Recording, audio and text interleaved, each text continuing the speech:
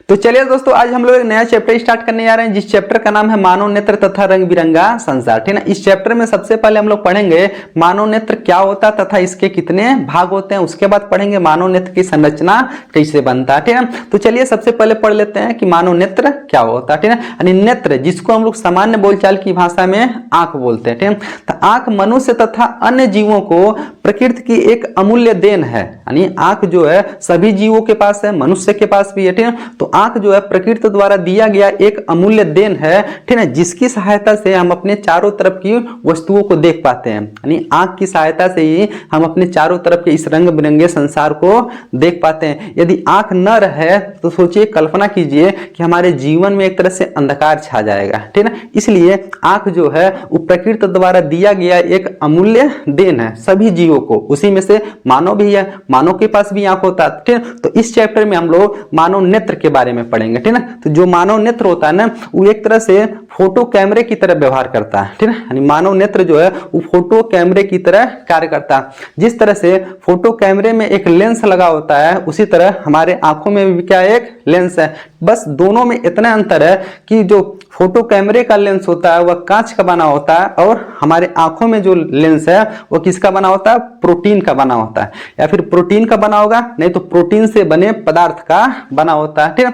हमारे आंखों का जो व्यास होता है वो 25 मिलीमीटर होता है। ठीक है। यानी हमारे आंखों का जो पूरा व्यास है वो कितना मिलीमीटर होता है? 25 मिलीमीटर, 25 mm बोल सकते हैं हम लोग। ठीक है। यानी हमारे पास जितनी भी ज्ञान इंद्रियां हैं, उस सभी ज्ञान इंद्रियों में सबसे महत्वपूर्ण ज्ञान इंद्रिय आंख को माना जाता है, क्योंकि इसी आंख की सहायता से हम अपने चारों तरफ की वस्तुओं को देख पाते हैं। ठीक है ना। अब बताइए, हमारी आंखों, हम अपनी आंखों की सहायता से वस्तुओं को देख कैसे पाते हैं? जैसे मान लिया हमारी आंखों के सामने जो भी वस्तुएं हैं, उन वस्तुओं का प्रतिबिंब हमारी आंखों में रेटिना पर बनता है। ठीक है। उस रेटिना पे वास्तविक तथा उल्टा प्रतिबिंब बनता है। ठीक है। वो प्रतिबिंब वहां से विद्युत सिग्नल के रूप में बदल करके जाता है मस्तिष्क में, मस्तिष्क उसको सीधा करता है। ठीक है। इस तरह से हमको वस्तु दिखाई देता है। ठीक है। ये रही मानव नेत्र की कुछ बातें हम लोग पढ़ लिए। ठीक है। अब आगे हम लोग पढ़ लेते हैं मानव नेत्र के कितने भाग होते हैं। ठीक है।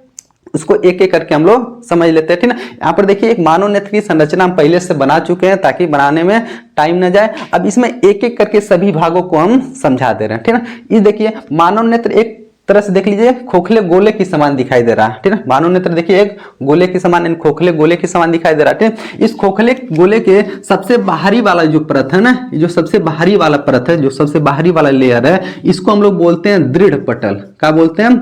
दृढ़ पटल। ठीक है ना। तो दृढ़ पटल का परिभाषा कैसे लिखेंगे? तो लिखेंगे मानव नेत्र का सबसे बाहरी भाग इस श्वेत रंग का होता है। कैसा होता है? श्वेत। ठीक है। मानव नेत्र का सबसे बाहरी भाग श्वेत, अपारदर्शी तथा दृढ़ होता है। ठीक है। दृढ़ मतलब कठोर भी होता है। ठीक है। इस परत को हम लोग क्या बोलते हैं? दृढ़ पटल। इस पटल का काम यही होता है कि इस हमारे नेत्र में जितने भी अंग हैं, ठीक है, उन सभी को सुरक्षा प्रदान करता कौन? दृढ़ पटल। ठीक है। तो दृढ़ पटल का हम लोग परिभाषा लिख सकते हैं कि ठीक है, दृढ़ पटल यानी हमारे नेत्र का सबसे बाहरी भाग श्वेत रंग का होता है पहले नंबर। ठीक है। अपारदर्शी होता है तथा दृढ़ होता है। ठीक है। इसका काम यही होता है कि हमारे आंखों को सुरक्षा प्रदान करता है। ठीक है। इस श्वेत रंग का होता है। ठीक है। जैसे मान लीजिए आप लोग अपने आंख को देखे होंगे दर्पण में, तो आपके आंखों में जो मतलब व्हाइट व्हाइट वाला पार्ट दिखाई देता है, सफेद वाला भाग, उसी को हम लोग क्या बोलते हैं? दृढ़ पटल। ठीक है। तो देख लीजिए पहला परिभाषा हो गया कौन सी? दृढ़ पटल। अब देखिए इस दृढ़ पटल के नीचे एक परत और है, एक लेयर और है। देखिए ये कैसा होता है? काले रंग का होता है। ये वाला लेयर कैसा होता है? काले रंग का होता है। ठीक है। इस परत को हम लोग बोलते हैं रक्तक पटल। क्या बोलते हैं? रक्तक पटल। ठीक है। अब रक्तक पटल का परिभाषा कैसे लिखेंगे? तो लिखेंगे दृढ़ पटल के नीचे एक काले रंग की झिल्ली पाई जाती है। ठीक है। जिसे हम लोग क्या बोलते हैं? रक्तक पटल। यानी इसका परिभाषा इसे भी लिख सकते हैं, दृढ़ पटल के नीचे एक काले रंग का और परत पाया जाता है। ठीक है। एक लेयर और परत पाया जाता है जिसको बोलते हैं हम लोग रक्तक पटल। ठीक है। इस पटल का काम यही होता है, जब प्रकाश की किरणें आती है हमारे नेत्रों में, ठीक है, अब यहाँ पर जब रेटिना पे प्रतिबिंब बन जाता है तो प्रकाश का पुनः परावर्तन ना हो जाए, इसलिए ई वाला लेयर उसके लिए जिम्मेदार होता है कि प्रकाश के किरणों को अवशोषित करके यानी परावर्तन होने से रोकता है। ठीक है। यानी प्रकाश के किरणों को परावर्तन से रोकेगा कौन? तो यही रक्तक पटल। यह काले रंग का होता है। काले रंग का इसलिए होता है ताकि यह प्रकाश को अवशोषित कर ले। ठीक है ना। जानते हैं प्रकाश को काला रंग अच्छे से अवशोषित कर लेता है, इसलिए कैसा होता है, ये काले रंग का होता है। इसका एक काम और होता है, हमारे नेत्र को भोजन प्रदान करवाने का भी काम कौन करता है, ही रक्तक पटल, ठीक है। तो रक्तक पटल भी हम लोग समझ लिए। अब देख लीजिए, अब इस रक्तक पटल के नीचे यहाँ पर देखिए एक लेयर और है, सबसे यानी नेत्र का सबसे अंदर वाला लेयर समझ लीजिए, कह लीजिए, ठीक है। इसी को हम लोग बोलते हैं कौन सी, रेटिना। इसी को हम लोग क्या बोलते हैं, रेटिना बोलते हैं। चाहे इसको रेटिना बोल लीजिए या फिर इसका दूसरा नाम होता है दृढ़ पटल, ठीक है। सॉरी, दृढ़ पटल नहीं, दृष्ट पटल। दृढ़ पटल तो बाहर वाला भाग है, ठीक है। सबसे अंदर वाले भाग को चाहे रेटिना बोलिए या फिर इसी को बोलते हैं दृष्टि पटल, क्योंकि प्रतिबिंब वहीं पर बनता है, इसी रेटिना पे, यानी इसी वाले भाग पे का बनता है, प्रतिबिंब बनता है, ठीक है। इसको हम लोग क्या बोलते हैं, रेटिना। तो रेटिना की परिभाषा लिखेंगे, नेत्र का वह भाग जहां पर प्रतिबिंब बनता है उसे हम लोग क्या बोलते हैं, रेटिना, ठीक है। यह सबसे अंदर वाला भाग होता है, ठीक है। देखिए 3 लेयर में सबसे अंदर वाला लेयर जो है उसको क्या बोलते हैं हम लोग, रेटिना बोलते हैं, ठीक है। ये तो तीनों लेयर का बात हो गया। अब देखिए, अब नेत्र के सामने वाले भाग को क्या बोलते हैं। देखिए नेत्र का जो सामने वाला भाग है थोड़ा सा उभरा हुआ है, कहाँ, थोड़ा सा उभरा हुआ है, इस उभरे हुए भाग को हम लोग बोलते हैं कार्निया।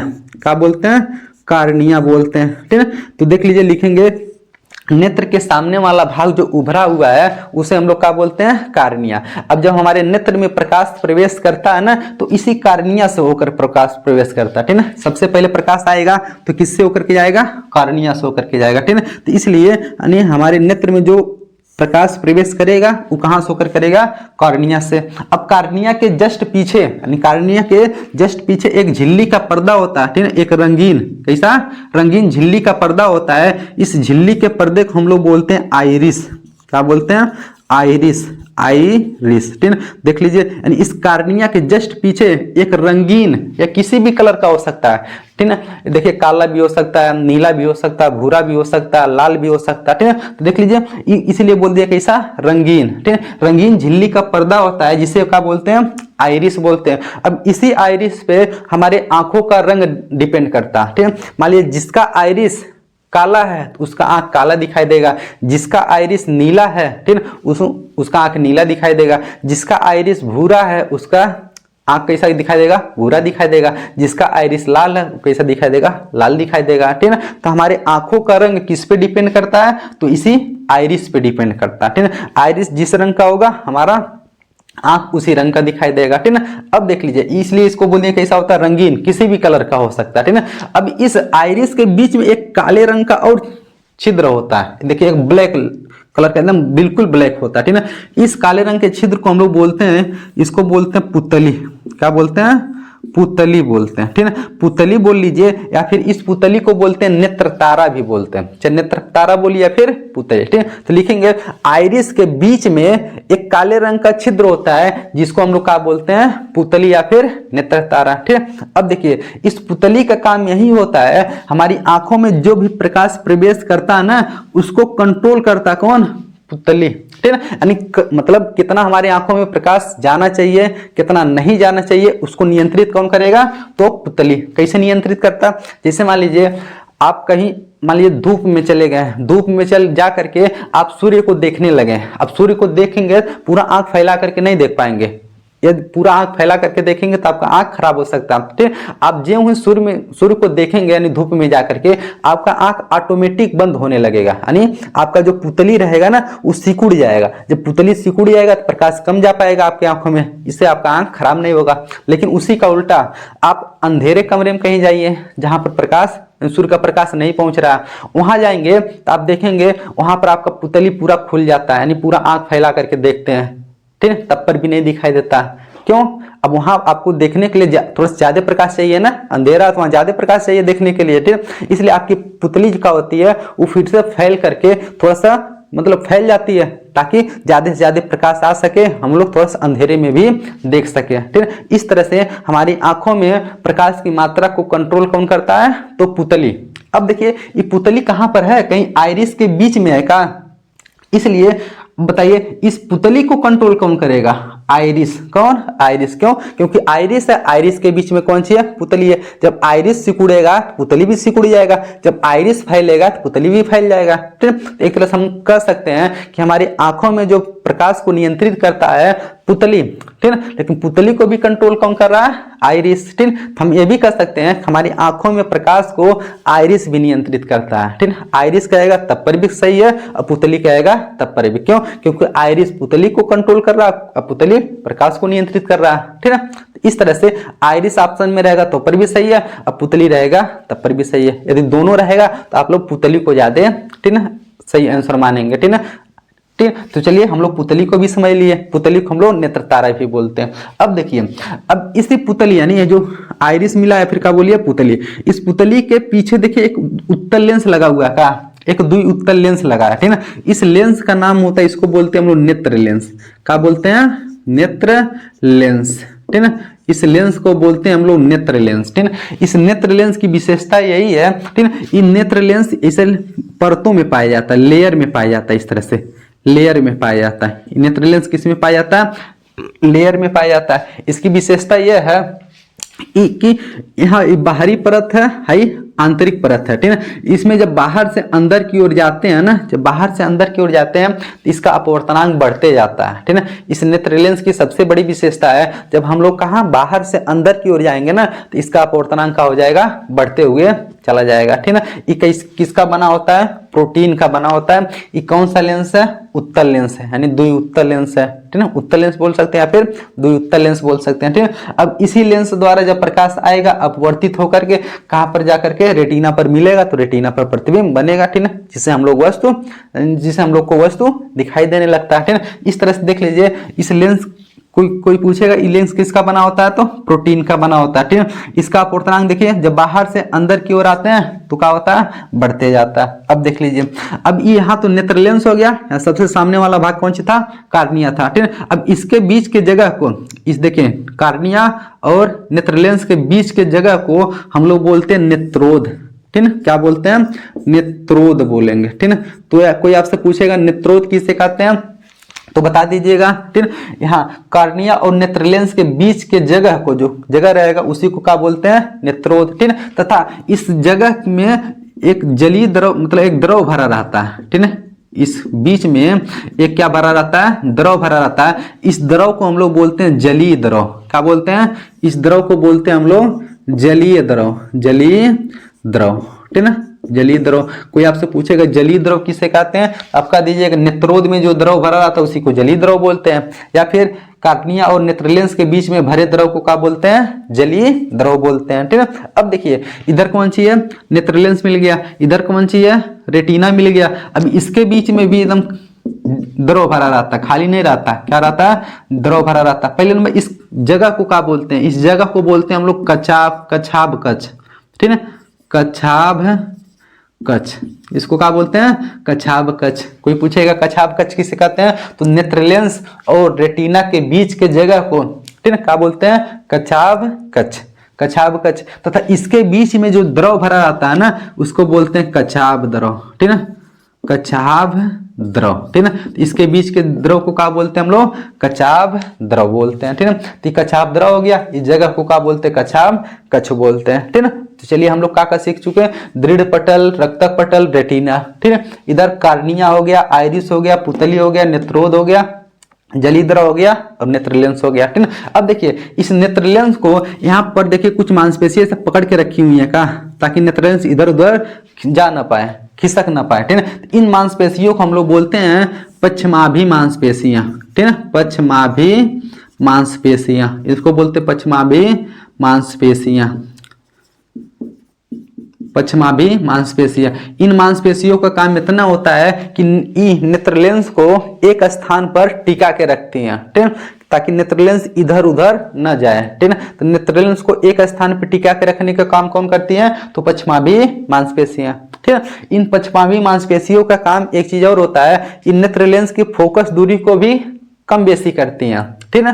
कैसे? मान लीजिए इधर देखिए, मान लीजिए ये हमारा नेत्र लेंस है, ऊपर नीचे से पश्चमाभि मांसपेशियां इसको पकड़ी हुई हैं, ठीक है। कभी मान लीजिए नेत्र लेंस को दबा देंगे तब पर भी इसका फोकस बढ़ जाएगा, कभी मतलब नेत्र लेंस को खींच देंगे तब पर भी इसका फोकस बढ़ जाएगा, ठीक है। तो नेत्र लेंस के फोकस दूरी को कम या अधिक करने का काम कौन करता है? तो पश्चमाभी मांसपेशियां। यानी हम कह सकते हैं नेत्र लेंस के फोकस दूरी को समायोजित करने का काम तो पश्चमाभी मांसपेशियां। अब कैसे समायोजित करती हैं, ध्यान से सुनिएगा। जैसे मान लीजिए हमको दूर की वस्तुएं देखनी रहेंगी, कोई भी वस्तु जो दूर है, ठीक है, जब दूर की वस्तु देखना रहता है तो बताइए जब दूर से ज्यादा प्रकाश आएगा, ज्यादा से ज्यादा हमारे आंखों में जाएगा, तब ना उसका प्रतिबिंब रेटिना पे बनेगा। इसलिए हम दूर की वस्तु को देखने के लिए देखेंगे एकदम इसे आंख फाड़ के देखते हैं, इसे आंख पूरा फैला करके देखते हैं। क्यों? ताकि ज्यादा से ज्यादा प्रकाश आए, हमारे आंखों में जाए और रेटिना पे पड़े, जिससे हम प्रतिबिंब बने और वस्तु दिखाई देने लगे। अब जब आंख हम लोग फैला करके देख रहे हैं तो पश्चमाभी मांसपेशियां देख रहे हैं लेंस को ऐसे खींच रही हैं, लेंस को क्या कर रही हैं? खींच रही हैं। जब लेंस इधर से ऐसे खिंचाएगा तो लेंस और पतला हो जाएगा, लेंस का होने लगेगा, पतला होने लगेगा। जब लेंस पतला होने लगेगा तो इसका फोकस दूरी बढ़ जाएगा। उसी तरह आप जब पास की वस्तुओं को देखते हैं तो देखेंगे आंख इसे दबा के देखने लगते हैं, आंख एकदम दबा के देखते हैं। जब आंख को दबाएंगे मतलब पश्चमाभी मांसपेशियां किसको? लेंस को दबाएंगी, लेंस को दबाएंगी तो लेंस मोटा होने लगेगा। जब लेंस मोटा होने लगेगा फोकस दूरी घट जाएगा। अभी आगे इसको पढ़ेंगे कैसे फोकस दूरी घटेगा बढ़ेगा, ठीक है। बस लेंस को दबाएंगे फोकस दूरी घट गया, ठीक है, फिर भी वस्तु हमको दिखाई देने लगा, ठीक है, प्रतिबिंब रेटिना पे बन जाता है। इस तरह से देख रहे हैं फोकस दूरी को घटाने और बढ़ाने का काम कौन कर रही है? यही पश्चमाभी मांसपेशियां। यानी फोकस दूरी को समायोजित करने का काम कौन कर रही है? पश्चमाभी मांसपेशियां कर रही है, ठीक है। अब देख लीजिए, ठीक है, यहाँ पर हाई कौन द्रव है? जलीय द्रव। यहाँ पर कौन द्रव भरा रहता है? कचाप द्रव, ठीक है। अब देखिए हाई इस वाले सबसे अंदर वाले भाग को हम लोग क्या बोलते हैं? इस परत को रेटिना बोलते हैं। यहीं पर प्रतिबिंब बनता है, ठीक है। अब देख लीजिए इस रेटिना है, जो रेटिना है ना एक तरह से, ठीक है, यहाँ पर बहुत सारी ऐसे पतली पतली नसें निकली रहती हैं। एक तरह से कह लीजिए नसों का गुच्छा है, इस तरह से कौन सी एकदम नसों का है? गुच्छा है, ठीक है। ये कैसी नसें रहती हैं? ठीक है, तो ये प्रकाश संवेदी तंत्रिकाएं रहती हैं। कैसी तंत्रिकाएं रहती हैं? प्रकाश संवेदी तंत्रिकाएं, जिनका काम यही होता है यहाँ पर प्रतिबिंब बनेगा तो उस प्रतिबिंब को विद्युत सिग्नल में बदल के इस रास्ते से कहाँ लेकर चली जाती हैं? मस्तिष्क में लेकर चली जाती है, ठीक है। अब देखिए इस रेटिना पर भी दो प्रकार की कोशिकाएं पाई जाती हैं। इस रेटिना पर दो प्रकार की कोशिकाएं पाई जाती हैं। एक ठोरक बोलते हैं हम लोग दंडाकार कोशिकाएं, ठीक है, दंडाकार कोशिकाएं, और दूसरे वाले को बोलते हैं शंक्वाकार, ठीक है, शंक्वाकार कोशिकाएं। तो हमारे रेटिना पे क्या प्रकार की कोशिकाएं पाई जाती हैं? दो प्रकार की कोशिकाएं, एक दंडाकार कोशिकाएं, एक शंक्वाकार। दंडाकार कोशिकाएं प्रकाश की तीव्रता को बताते हैं, ठीक है, तथा शंक्वाकार कोशिकाएं, ठीक है, ये रंग को बताने का काम करती हैं। जैसे मान लीजिए कोई भी वस्तु का प्रतिबिंब हमारे रेटिना पे बना, वो वस्तु किस रंग का है वो कौन डिसाइड करेगा? रेटिना पे जो कौन कोशिका है? शंक्वाकार कोशिका, ठीक है। तो ये रंग पहचानने का काम करती है कि हमको कौन सा वस्तु किस रंग का दिखाई दे रहा है, ठीक है, कोई वस्तु किस रंग का है वो कौन बताएंगे? शंक्वाकार कोशिकाएं। अब प्रकाश की तीव्रता को कौन बताने का काम करता है? कौन सी? दंडाकार कोशिकाएं, ठीक है। यदि जिसके अंदर ये दंडाकार कोशिकाएं ज्यादा रहेंगी तो उसके अंदर प्रकाश की तीव्रता मतलब ज्यादा दिखाई प्रतीत होगा, मतलब वह अंधेरे में भी देख सकता है, मतलब उसको अंधेरे में भी थोड़ा सा ज्यादा दिखाई देगा। किसको? जिसके अंदर दंडाकार कोशिकाएं ज्यादा रहेंगी, और जिसके अंदर दंडाकार कोशिकाएं कम रहेंगी वो अंधेरा होते होते उसको कुछ भी नहीं दिखाई देगा, ठीक है। आप लोग देखे होंगे मुर्गा यानी ज्यों ही शाम होगा वो अपना आराम से कहीं जगह खोज करके आराम से जाकर के ढुक जाता है। क्यों? क्योंकि उस मुर्गे के अंदर उसके आंखों के रेटिना पर कौन? दंडाकार कोशिकाएं क्या होती हैं? कम होती हैं। इसलिए ज्यों ही शाम होता है प्रकाश की तीव्रता यानी प्रकाश समझ लीजिए जो उसके रेटिना पे पड़ता है तो बताइए उसके रेटिना कौन सी? दंडाकार कोशिकाएं कम है, ठीक है। प्रकाश की तीव्रता को अच्छे से वो पकड़ नहीं पाती हैं, जिससे उसको कोई भी वस्तु दिखाई नहीं देता। कम तीव्रता रहेगा तो उसको वस्तु नहीं दिखाई देगा, चारों तरफ नहीं दिखाई देगा, उसको अंधेरा अंधेरा ही दिखाई देगा, ठीक है। क्यों? क्योंकि उसके पास कौन सी? दंडाकार कोशिकाएं कम है, ठीक है। अब बताइए ज्यों ही ये भी देखे होंगे मुर्गा जब ज्यों ही भोर होने लगता है, ज्यों ही भोर होता है तुरंत सबसे पहले उठ करके वो कुकड़ू चिल्लाने लगता है। क्यों? बताइए जब सूर्य सुबह भोर होगा बताइए प्रकाश आने लगेगा कहाँ? जब प्रकाश जब जैसे तेज होगा उससे मतलब उस तरह से उसके आंखों पे जाएगा, ठीक है। प्रकाश की तीव्रता जब पड़ेगी ज्यादा पड़ेगी, इससे उसको आभास होगा हाँ दिन होने लगा। कब? जब प्रकाश की तीव्रता थोड़ा सा ज्यादा उसको मिलेगा। और जो भी प्रकाश की तीव्रता कम होगा शाम होते होते फिर वो कहाँ चला जाएगा? रुक जाएगा। इस तरह से मुर्गे के अंदर कौन सी? दंडाकार कोशिकाएं कम होती हैं, ठीक। उल्लू को देख लीजिए, उल्लू के पास ई दंडाकार कोशिकाएं ज्यादा होती हैं, ठीक है, उसकी आंखों में। इसीलिए आप लोग देखेंगे उल्लू को रात में भी दिखाई देता है, क्यों? क्योंकि उसके पास दंडाकार कोशिकाओं की संख्या ज्यादा है, तो प्रकाश की थोड़े ही प्रकाश में वो वस्तु को देख पाता है, ठीक ना। तो इस तरह से यानी दंडाकार कोशिकाएं प्रकाश की तीव्रता को बताते हैं और शंक्वाकार कोशिकाएं प्रकाश के रंग को बताते हैं, यानी वस्तु के रंग को, कोई भी वस्तु किस रंग का है, ठीक। तो चलिए इन दोनों कोशिकाओं के बारे में भी हम लोग पढ़ लिए। अब देखिए इसके बाद हम लोग पढ़ेंगे यही रेटिना पे एक बिंदु होता है, ठीक, जिसको हम लोग बोलते हैं पीत बिंदु। इसको क्या बोलते हैं हम लोग? पीत बिंदु, पीत बिंदु। अब पीत बिंदु क्या होता है इसको समझ लीजिए, ठीक। तो यानी रेटिना पे स्थित वह बिंदु, कहां पर? रेटिना पर स्थित वह बिंदु जहां पर बना प्रतिबिंब स्पष्ट रूप से दिखाई देगा, उसको क्या बोलते हैं हम लोग? पीत बिंदु। अंग्रेजी में बोलते हैं येलो स्पॉट, ठीक है। यानी रेटिना पे वह बिंदु, इस पूरे रेटिना पे जहां पर प्रतिबिंब सबसे अच्छा दिखाई देगा, एकदम स्पष्ट रूप से दिखाई देगा, उसी को क्या बोलते हैं हम लोग? पीत बिंदु बोलते हैं, ठीक है। अब इस रेटिना पे एक बिंदु और होता है जिसको बोलते हैं अंध बिंदु। अंध बिंदु किसे कहते हैं? रेटिना पर स्थित वह बिंदु जहां पर प्रतिबिंब बनता है लेकिन दिखाई नहीं देता है, उसे क्या बोलेंगे? अंध बिंदु, ठीक है। तो वो अंध बिंदु यहाँ पर है, देखिए जहां से प्रकाश तंत्रिकाएं निकल करके मस्तिष्क में जा रही हैं, ठीक है। तो इसी को हम लोग बोलते हैं कौन सी? अंध बिंदु, अंध बिंदु, ठीक है। तो देख लीजिए यदि यहाँ पर प्रतिबिंब कोई बनेगा तो यहाँ पर हमको वस्तु दिखाई नहीं देगा, ठीक है। यहाँ से सभी की सभी तंत्रिकाएं निकल कर कहाँ जाती हैं? मस्तिष्क में जाती हैं, ठीक है। यहाँ पर जो प्रतिबिंब बनेगा उसको विद्युत सिग्नल में कन्वर्ट करेंगे, क्यों? क्योंकि ये प्रकाश संवेदी तंत्रिकाएं हैं। ये प्रकाश संवेदी तंत्रिकाएं यानी प्रतिबिंब को विद्युत सिग्नल में बदल करके, ठीक ना, सूचना को लेकर चले जाती है कहाँ? मस्तिष्क में, ठीक है। यहाँ पर प्रतिबिंब हमेशा उल्टा बनता है, मस्तिष्क में जाकर के उसको सीधा किया जाता है मस्तिष्क के द्वारा, ठीक है। इस तरह से हमको वस्तु सीधा दिखाई देने लगता है, ठीक है। तो देख लिए ये सब रहा कौन सी? मानव नेत्र का भाग हो गया, ठीक है। इसी में मानव नेत्र का भाग पढ़ते पढ़ते आप लोग देखिए मानव नेत्र की संरचना भी बना लेंगे, ठीक है। सबसे बाहर वाले परत को दृढ़ पटल, ओकरे अंदर रक्तक पटल, फिर सबसे अंदर वाला परत रेटिना, इधर से देखेंगे सामने वाले भाग को कार्निया, कार्निया के पीछे आइरिस, आइरिस के बीच में कौन सी? पुतली, ठीक है। फिर आइरिस के पीछे कौन सी? नेत्रलेंस है। नेत्रलेंस को जो मांसपेशियां पकड़ के रखी है उसको पश्चिमावी मांसपेशियां, ठीक है। नेत्रलेंस और कॉर्निया के बीच के जगह को क्या बोलते हैं हम लोग? नेत्रोद बोलते हैं। इसमें भरे जल को क्या बोलते हैं? जलीय द्रव बोलते हैं। उसी तरह यहाँ नेत्रलेंस और रेटिना के बीच के जगह को क्या बोलते हैं? कचाव कच बोलते हैं। इसके बीच भरे द्रव को क्या बोलते हैं?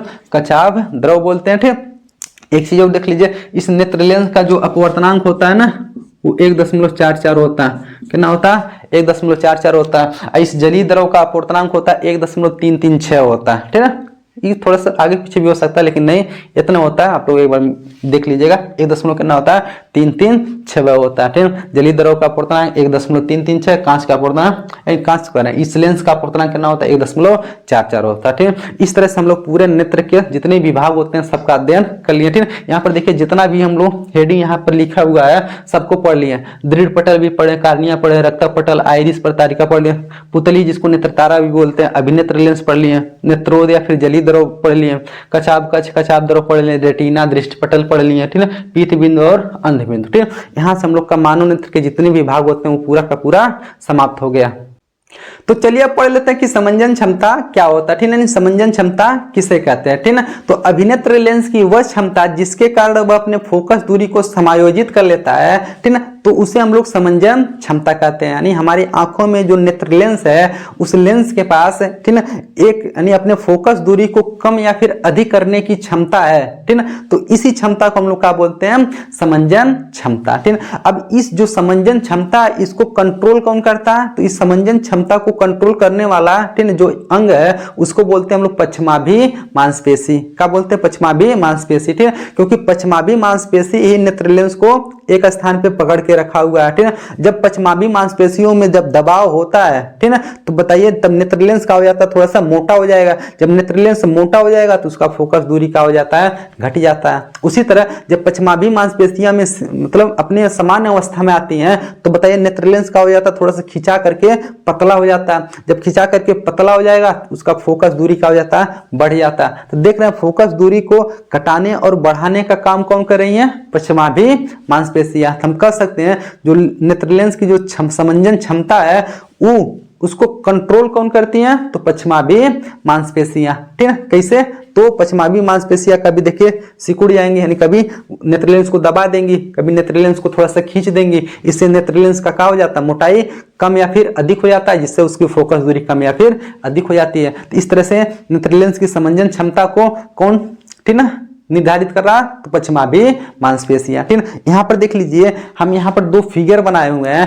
पहले वाले फिगर में ठीक वस्तु कहाँ पर है, अनंत पर।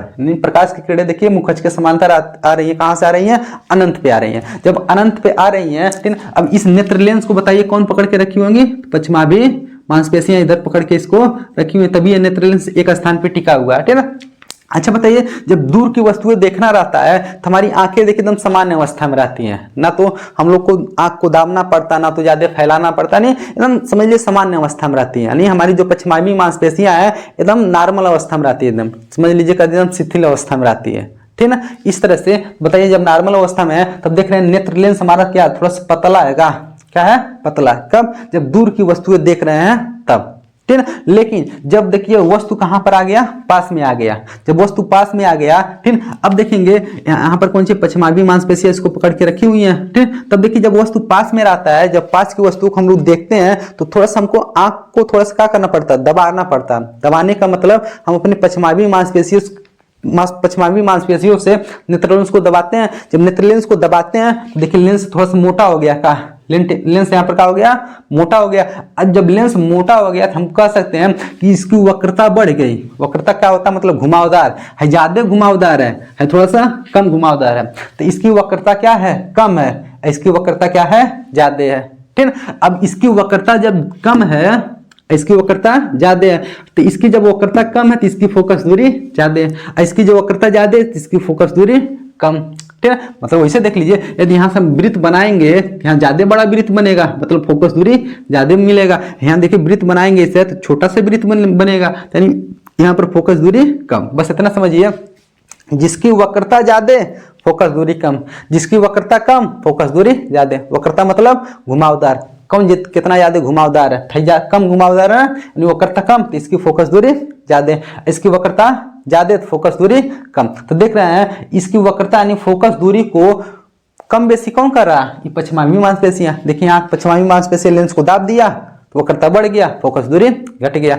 पश्चिमाभी मांसपेशी अपने समान अवस्था में चली गई, थोड़ा सा लेंस खींचा गया, लेंस पतला हो गया, फोकस दूरी का हो गया, बढ़ गया। ठीक है, तो इस तरह से देख रहे हैं जब फोकस दूरी कम बेसी हो रहा है, बताइए तो समंजन क्षमता कौन डिसाइड कौन कर रहा है, निर्धारित कौन कर रहा है, तो पश्चिमाभी मांसपेशियां। ठीक है, अब देखिए ध्यान से सुनिए, यहाँ पर देखिए कोई सामान्य नेत्र भी है, सामान्य नेत्र भी है। ठीक है, ज्यादा से ज्यादा बताइए वस्तु कहाँ पर रख सकते हैं हम लोग, अनंत पे। अनंत पे कोई वस्तु वहां से प्रकाश की किरणें आ रही है, देखिए लेंस से अपवर्तन के पश्चात उसका प्रतिबिंब कहाँ बन जा रहा है, रेटिना पे। रेटिना वाला भाग है, ठीक है, तो रेटिना पे देख रहे हैं इसका वस्तु का प्रतिबिंब बन गया। ठीक है, तो हम कह सकते हैं कोई सामान्य नेत्र है वो अधिकतम से अधिकतम कितने वस्तु दूर तक देख सकता है, अनंत तक। ठीक है, किसका सिंबल है, अनंत का सिंबल है। ठीक है, तो हम लोग का जो दूर बिंदु होता है, हम लोग कितना दूर देख सकते हैं उसको क्या बोलते हैं हम लोग, अनंत। तो दूर बिंदु का हो गया अनंत। और निकट है, नजदीक से नजदीक कितना देख सकते हैं, ठीक है, तो होता है 25 सेंटीमीटर। कितना होता है, 25 सेंटीमीटर। इस 25 सेंटीमीटर को हम लोग बोलते हैं निकट बिंदु। क्या बोलते हैं, निकट बिंदु। यानी कम से कम हम लोग देख सकते हैं 25 और ज्यादा से ज्यादा देख सकते हैं कहां तक, अनंत तक देख सकते हैं। ठीक है, अच्छा बताइए आप लोग के दिमाग में क्वेश्चन बन रहा होगा 25 से तो कम देख सकते हैं हम लोग, 25 से कम देख सकते हैं आप, ठीक है, आप 20 भी देख सकते हैं, 15 भी देख सकते हैं, लेकिन जब आप 15-20 देखेंगे ना तो आपकी आंखों पे दबाव पड़ेगा, आंखों पे दबाव पड़ेगा। इसे आप 1 से 2 घंटा तक इसे देख लीजिए 15 सेंटीमीटर पे, देखिए आपका सर कितना दर्द करने लगेगा, आंखें दर्द करने लगेंगी। ठीक, क्यों, क्योंकि तो दिक्कत होने लगेगा, अच्छे से प्रतिबिंब यानी हमारा जो नेत्र लेंस है उसको अच्छे से समायोजित कर फोकस दूरी को समायोजित करना पड़ेगा।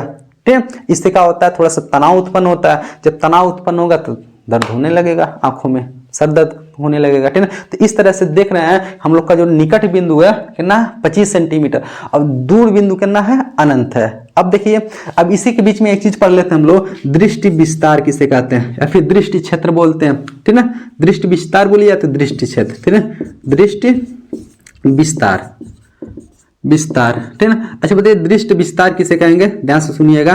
दृष्टि विस्तार मतलब हम कम से कम कितना देख सकते हैं, 25 सेंटीमीटर, ज्यादा से ज्यादा कितना देख सकते हैं, अनंत देख सकते हैं। कितना देख सकते हैं, अनंत। ठीक है, इस 25 सेंटीमीटर और अनंत के बीच की दूरी को हम लोग क्या बोलते हैं, दृष्टि विस्तार क्षेत्र बोलते हैं, या फिर दृष्टि क्षेत्र बोलते हैं। ठीक है, यानी जहां तक हम लोग वस्तु को देख पाएंगे, कम से कम 25, ज्यादा से ज्यादा अनंत। तो इस 25 और अनंत के बीच के, ठीक है ना। दूरी को हम लोग क्या बोलते हैं, दृष्टि क्षेत्र या फिर दृष्टि विस्तार बोल सकते हैं, ठीक है। तो इस तरह से यहाँ से पूरा का पूरा संवेदन क्षमता क्या हो गया, खत्म। अब आगे हम लोग पढ़ेंगे, ठीक है, नेत्र से संबंधित बीमारियों के बारे में।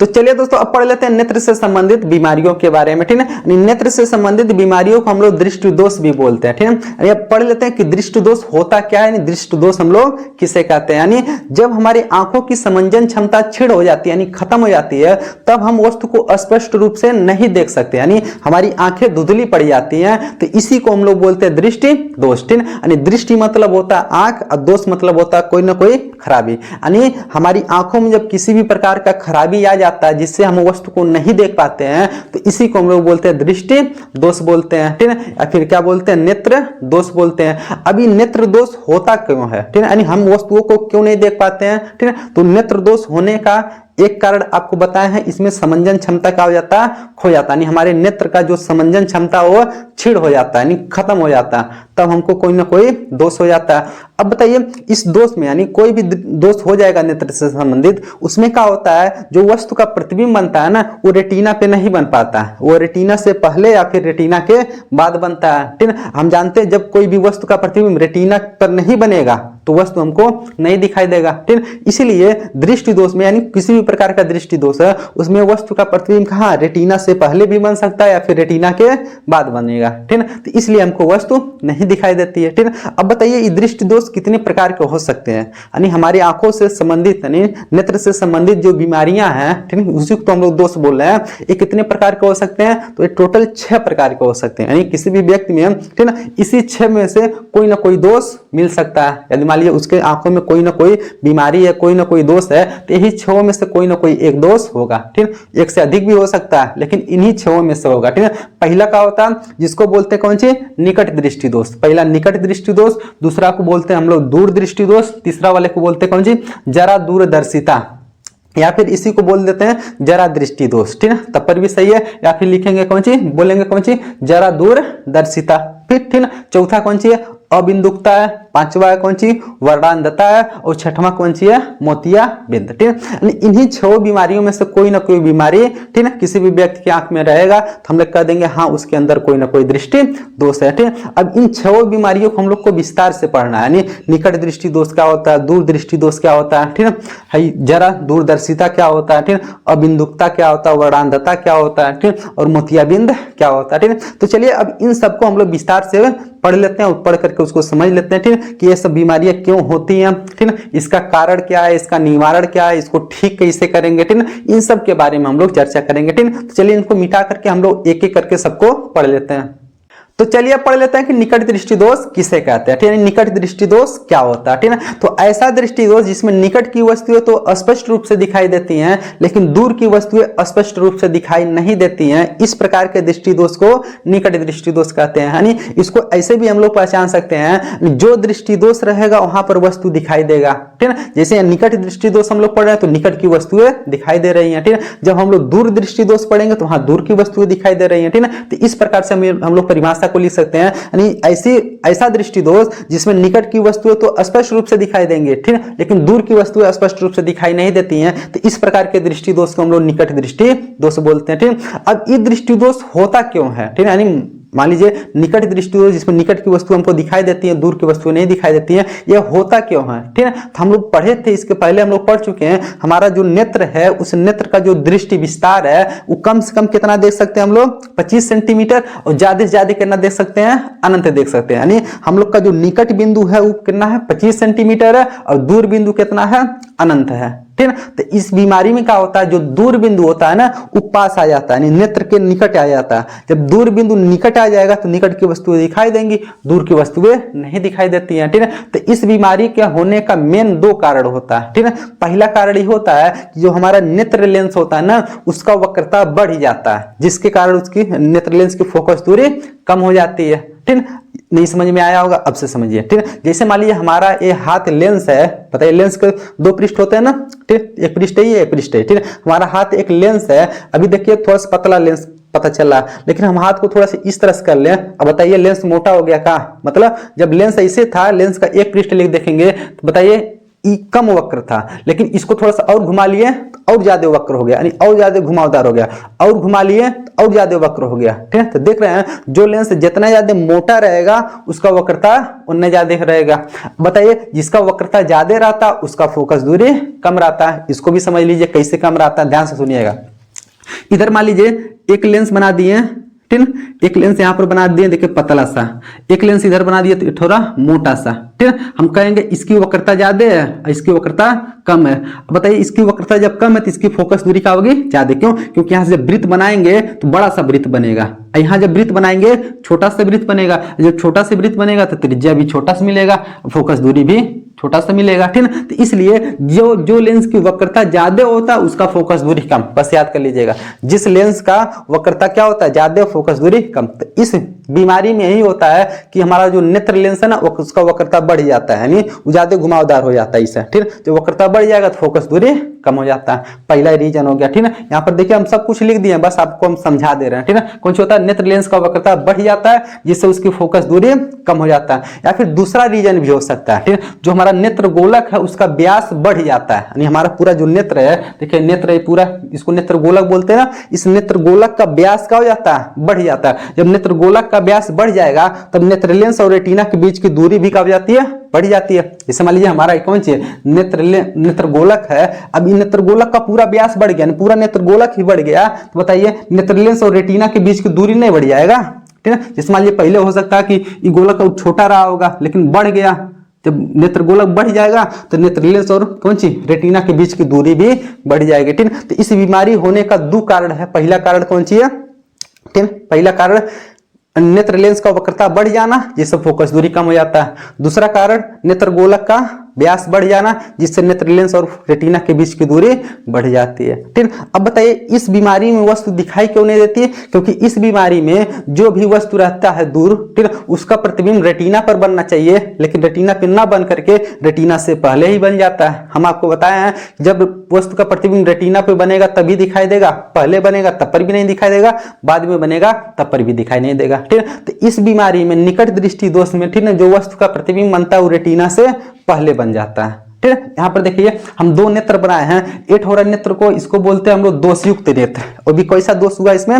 निकट दृष्टि दोष हुआ। ठीक है, इसका उपचार यहाँ पर हम लोग किए हैं। ठीक है, तो अब बताइए इसमें हम लोग पढ़ेंगे इसका उपचार हम लोग कैसे करते हैं, निकट दृष्टि दोष का उपचार। ठीक है, तो निकट दृष्टि दोष का उपचार हम लोग अवतल लेंस का प्रयोग करके करते हैं। निकट दृष्टि दोष जिसको भी हुआ रहेगा उसको हम लोग अवतल लेंस का चश्मा पहना देंगे। ठीक, एक ऐसा चश्मा पहनाएंगे जिसमें कौन सा लेंस लगा रहेगा? अवतल लेंस। ठीक, अभी बताएंगे क्यों अवतल लेंस ही लगा रहता, वह वाला चश्मा क्यों पहनाते। ठीक, बस बने रहिए आप लोग। पहले हम लोग पढ़ लेते हैं कि इसका प्रतिबिंब कैसे पहले बन जाता है। ठीक है, चलिए मान लीजिए ये कैसा नेत्र है? ये निकट दृष्टि दोष युक्त नेत्र है, ऐसा नेत्र है जिसको निकट वाली बीमारी है। ठीक, अच्छा बताइए निकट वाली बीमारी है तो निकट तो आराम से देख पाता है, इधर कोई भी वस्तु रहेगा तो आराम से देख पाएगा। ठीक है, लेकिन कोई वस्तु बहुत दूर है, दूर मतलब इसको हम लोग क्या बोलते हैं? अनंत। क्या बोलते हैं? अनंत। कोई वस्तु अनंत पे है उसको नहीं दिखाई देगा। क्यों नहीं दिखाई देता? अनंत से जो मुख्य के समांतर प्रकाश की किरणें आती हैं, ठीक है, हमारा जो नेत्र लेंस है इससे अपवर्तन के पश्चात इसका प्रतिबिंब कहां बनना चाहिए?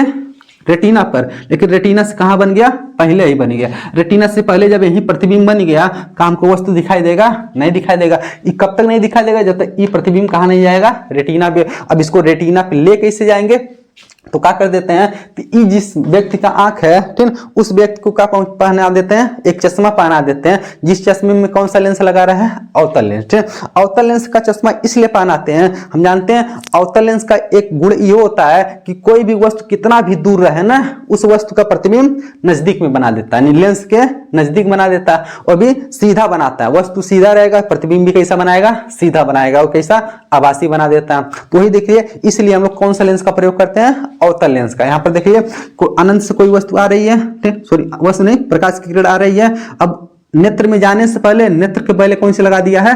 चश्मा लगा दिए हैं। ठीक, वो भी कौन सा लेंस लगा करके? अवतल लेंस। हम जानते हैं मुख के समांतर जो भी प्रकाश की किरणें आती हैं उसके कहाँ फोकस होकर जाती है, प्रतीत होती है। क्या इसका मुख्य फोकस यही है ना? देखिए जो भी प्रकाश आ रहा है इधर से आ रहा है, लेंस से अपवर्तन हुआ, किस लेंस से?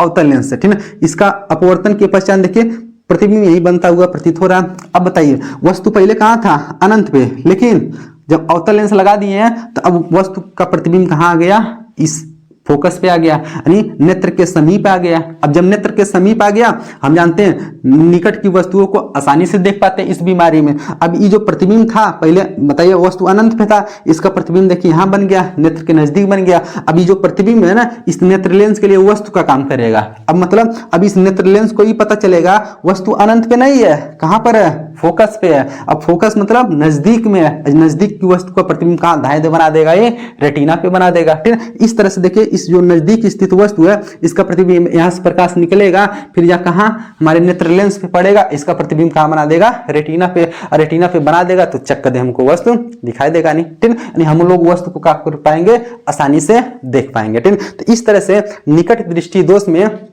ठीक है, वस्तु यानी निकट दृष्टि दोष के निवारण के लिए हम लोग किस चश्मे का प्रयोग करते हैं, अवतल लेंस के चश्मे का प्रयोग करते हैं। ठीक है, तो आशा करते हैं आप लोग को निकट दृष्टि दोष अच्छे से समझ में आया होगा। तो चलिए अब पढ़ लेते हैं कि दूर दृष्टि दोष किसे कहते हैं। यानी एक ऐसा दृष्टि दोष जिसमें दूर की वस्तुएं स्पष्ट रूप से दिखाई देती हैं, लेकिन निकट की वस्तुएं स्पष्ट रूप से दिखाई नहीं देती हैं। इस प्रकार के दृष्टि दोष को दूर दृष्टि दोष कहते हैं। यानी दूर दृष्टि दोष में तो दूर की वस्तुएं हमको अच्छे से दिखाई देंगी, जो निकट की वस्तुएं हैं ना, वो हमको अच्छे से नहीं दिखाई देंगी। यानी इस बीमारी में जिसको दूर दृष्टि दोष हो गया, उसको निकट की वस्तुएं, मान लीजिए उसको किताब पढ़वाइए तो किताब नहीं पढ़ पाएगा। ठीक, उसको कोई भी निकट आसपास की वस्तुओं को दिखाएंगे ना, वो अच्छे से नहीं देख पाएगा, लेकिन दूर की वस्तुएं दिखाएंगे उसको तो फटाक से देख लेगा। ठीक है, तो इस प्रकार का कोई बीमारी है यदि किसी व्यक्ति को, तो उस बीमारी को बोलेंगे हम लोग दूर दृष्टि दोष। ठीक है, अब यह दृष्टि दोष होता क्यों है, हम जानते हैं हम लोग का निकट बिंदु कितना है, 25 सेंटीमीटर है, और दूर बिंदु कितना है, अनंत। यानी कम से कम हम 25 सेंटीमीटर देख सकते हैं, जिसको हम लोग निकट बिंदु बोलते हैं। अधिक से अधिक कितना देख सकते हैं, अनंत तक देख सकते हैं। तो इस बीमारी में देखिए अनंत तक तो हम लोग देख पाएंगे, यानी दूर की वस्तुएं देख पाएंगे, लेकिन निकट की वस्तुएं नहीं दिखाई देती हैं। जब निकट की वस्तुएं इसलिए नहीं दिखाई देती हैं क्योंकि हम लोग का जो निकट बिंदु होता है ना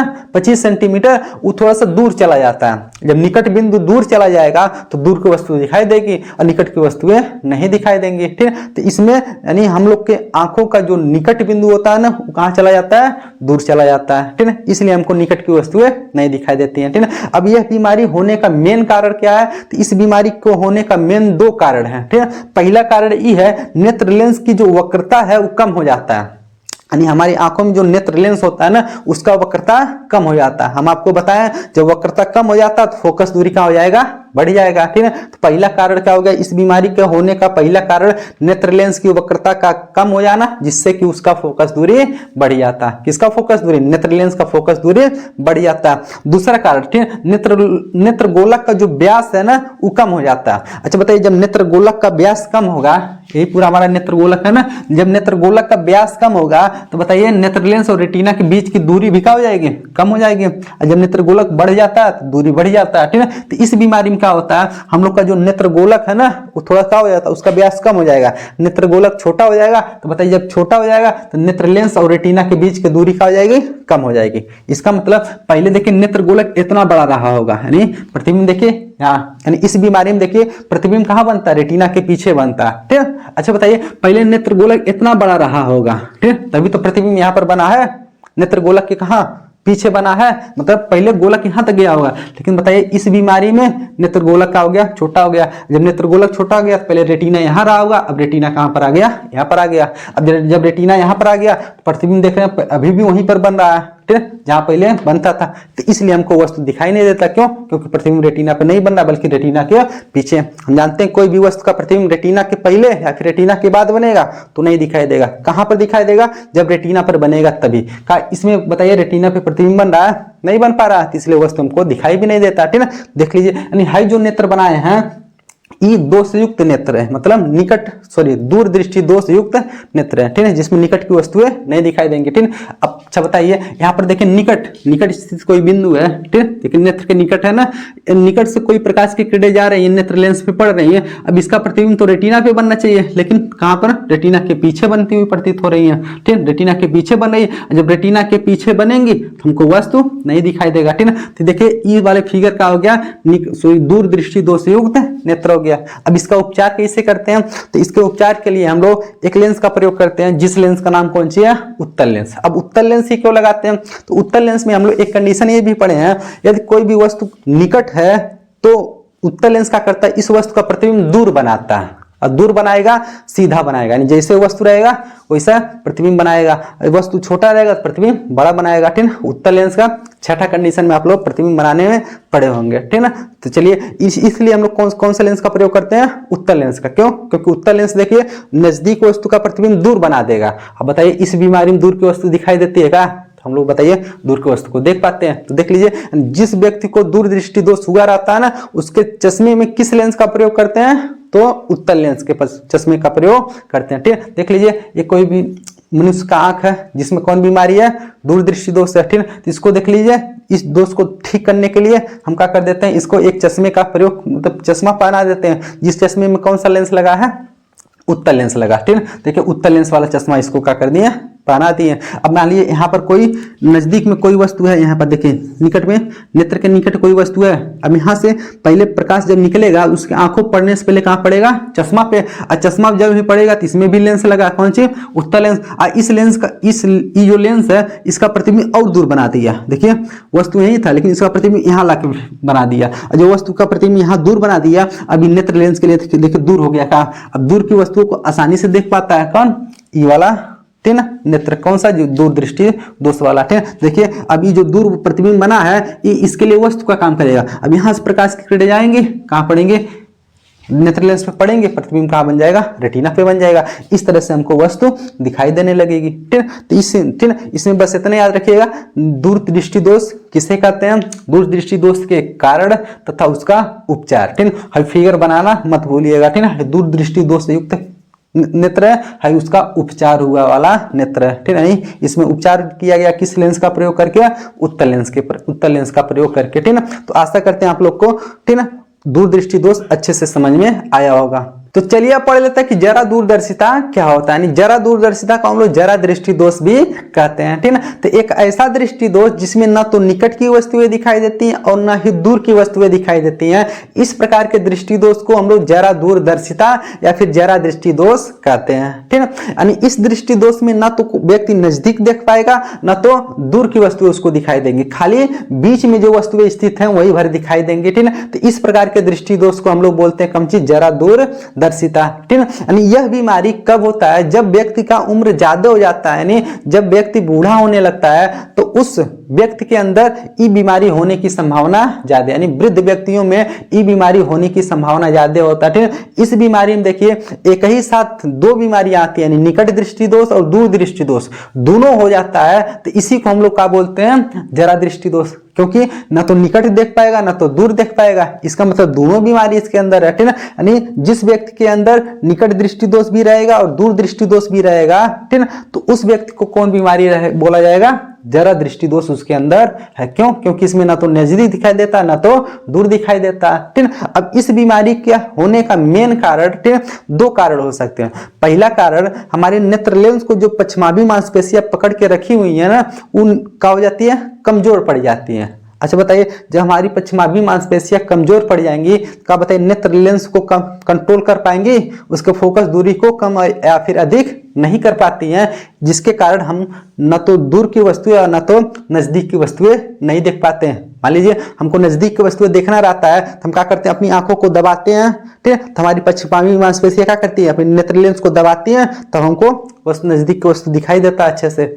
और दूर की वस्तुएं देखना रहता है तो हम अपने आंख को थोड़ा सा फैलाते हैं, पश्चिमाभी मांसपेशियां फिर थोड़ा सा अपने सामान्य अवस्था में आती है, नेत्र लेंस को खींचती हैं, तो बताइए हमको वस्तु अच्छे से दिखाई देता है। जब पश्चिमाभी मांसपेशियां कमजोर पड़ गई तो बताइए नेत्र लेंस को कंट्रोल कर पाएंगी, उसके फोकस दूरी को कम बेसी कर पाएंगी, नहीं कर पाएंगे, इसलिए हमको वस्तु नहीं दिखाई देगा, ठीक है। तो पहला कारण ये हो गया क्या, पश्चिमाभी मांसपेशियों का कमजोर पड़ जाना, ठीक है। दूसरा कारण ये होता है नेत्र लेंस जो होता है ना उसके लचीलेपन में कमी आ जाता है, ठीक है। बताइए नेत्र लेंस के लचीलेपन में कमी आ जाएगा तभी तो बताइए नेत्र लेंस ना तो दबेगा ना तो फिर अपनी समान अवस्था में आएगा। जब लचीलेपन में कमी आ जाएगा तब पर भी ये बीमारी हो जाता है। कौन सा, जरा दूरदर्शिता, जिसमें ना तो नजदीक दिखाई देता ना ही दूर दिखाई देता। अब इसका उपचार कैसे होता है, तो जरा दूरदर्शिता का उपचार हम लोग द्विफोकसी लेंस से करते हैं, ठीक है। यानी द्विफोकसी लेंस का मतलब ये होता है, ठीक है, यानी हमको देखिए नजदीक भी देखना और दूर भी देखना, तो एक ऐसा लेंस का प्रयोग करें, ठीक है, जिसमें दोनों लेंस लगा हो, ठीक है। अवतल लेंस भी और उत्तल लेंस भी।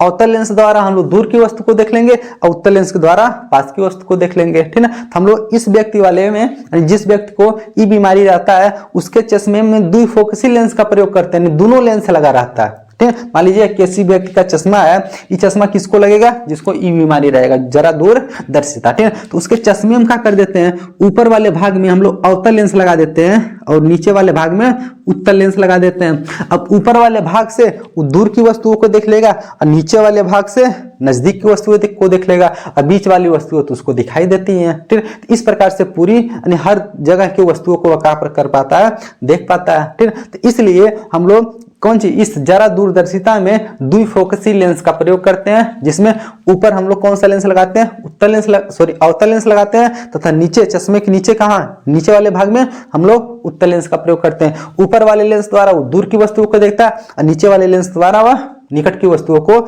देख पाता है।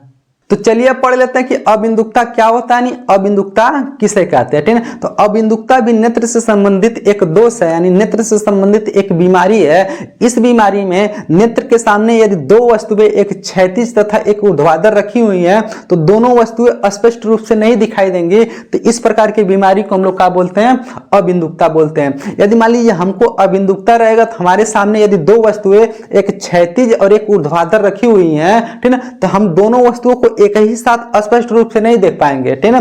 तो इस बीमारी को हम लोग क्या बोलते हैं, अबिंदुकता। यदि हम क्षैतिज वस्तु को देखेंगे तो ऊर्ध्वाधर वाला हमको स्पष्ट रूप से नहीं दिखाई देगा, यदि ऊर्ध्वाधर वाले को देखेंगे तो क्षैतिज वाला स्पष्ट रूप से दिखाई नहीं देगा, ठीक है। दोनों वस्तुओं को हम लोग एक साथ नहीं देख पाएंगे, ठीक है। तो इस प्रकार की बीमारी को हम लोग क्या बोलते हैं, अबिंदुकता बोलते हैं, ठीक है। चलिए जैसे मान लीजिए हम कह दिए जिस व्यक्ति को अबिंदुकता रहेगा उसको कैसे पता करेंगे, उसके सामने से एक क्षैतिज रेखा खींचिए, ठीक है, ऐसे बहुत सारा क्षैतिज रेखा खींचिए, ठीक है, तथा वहीं पर बगल में एक उसी पर खींच दीजिए कौन सी, कुछ ऊर्ध्वाधर रेखाएं भी खींच दीजिए। देखिए बहुत सारी हम क्षैतिज और ऊर्ध्वाधर रेखा खींच दी है, ठीक है। तो जिस व्यक्ति को अबिंदुकता रहेगा ना, यदि उसको क्षैतिज लाइन दिखाई देगा तो ऊर्ध्वाधर वाला स्पष्ट रूप से नहीं दिखाई देगा, यदि ऊर्ध्वाधर वाला दिखाई देगा तो क्षैतिज वाला नहीं दिखाई देगा, ठीक है। लेकिन दोनों एक ही साथ नहीं दिखाई दे सकते। कौन वाली बीमारी में अबिंदुकता, ठीक है। या फिर ऐसे भी हो सकता है कि उनको जो ऊर्ध्वाधर रेखाएं हैं ऐसे टेढ़ी मेढ़ी दिखाई दे, ठीक है। हो सकता है क्षैतिज वाली ऐसी टेढ़ी मेढ़ी दिखाई दे, ठीक है। तो इस प्रकार की बीमारी को हम लोग क्या बोलते हैं, अबिंदुकता बोलते हैं, ठीक है। इस बीमारी को होने का मेन कारण क्या होता है, तो हमारी आंखों में जो कार्निया है ना, वो कार्निया का पूर्ण रूप से गोल ना होना। यदि हमारे आंखों का जो कार्निया होता है वो अच्छे पूरे तरीके से गोल नहीं होता है तो कौन बीमारी हो जाता है, अबिंदुकता। यानी हमारी जो कार्निया का, ठीक है, पूर्ण रूप से गोल ना होना ही किस बीमारी का कारण है, अबिंदुकता, ठीक है। जिस व्यक्ति का कार्निया अच्छे से पूरी तरीके से गोल नहीं होगा उसमें कौन बीमारी आ जाएगा, अबिंदुकता आ जाएगा। अब इस अबिंदुकता को हम लोग ठीक कैसे करेंगे, ठीक है, तो इसको भी हम लोग चश्मे द्वारा ठीक कर सकते हैं, ठीक है। अब बताइए अबिंदुकता वाले व्यक्ति में जो चश्मा लगेगा उस चश्मे में हम लोग बेलनाकार लेंस का प्रयोग करते हैं। किस लेंस का प्रयोग करते हैं, बेलनाकार लेंस का प्रयोग करते हैं, ठीक है। तो इसको याद कर लीजिएगा, अबिंदुकता वाले बीमारी में, ठीक है, किस लेंस के चश्मे का प्रयोग किया जाता है, तो बेलनाकार लेंस के चश्मे का प्रयोग किया जाता है। इसका कारण क्या होता है, कार्निया का पूर्ण रूप से गोल ना होना, ठीक है। देखिए सब कुछ यहाँ पर हम लिखे हैं, पढ़ लीजिएगा, ठीक है। इस दोष का मुख्य कारण कौन सी, कार्निया का पूर्णतः गोल ना होना, ठीक है। इसमें कौन से लेंस का प्रयोग करते हैं हम लोग, बेलनाकार लेंस का प्रयोग करते हैं, ठीक है। तो आशा करते हैं कि आप लोग को अबिंदुकता समझ में आया होगा।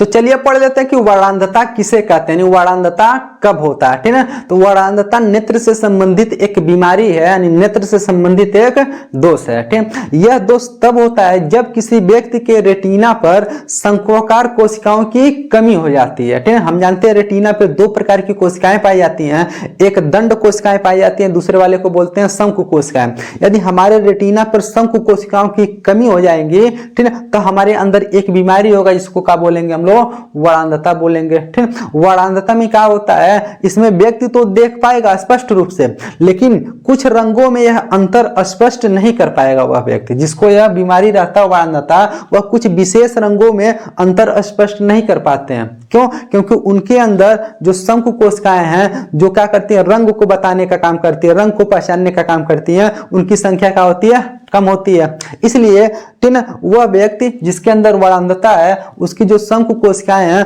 कुछ विशेष रंगों के लिए खाली सुग्राही होती हैं, ठीक है, जिसके कारण वह कुछ रंगों में अंतर स्पष्ट नहीं कर पाती हैं। जैसे लाल और हरे में अंतर स्पष्ट नहीं कर पाएंगी, मतलब जिसके अंदर वर्णांधता रहेगा ना, वह व्यक्ति लाल और हरे रंग में अंतर स्पष्ट नहीं कर पाएगा।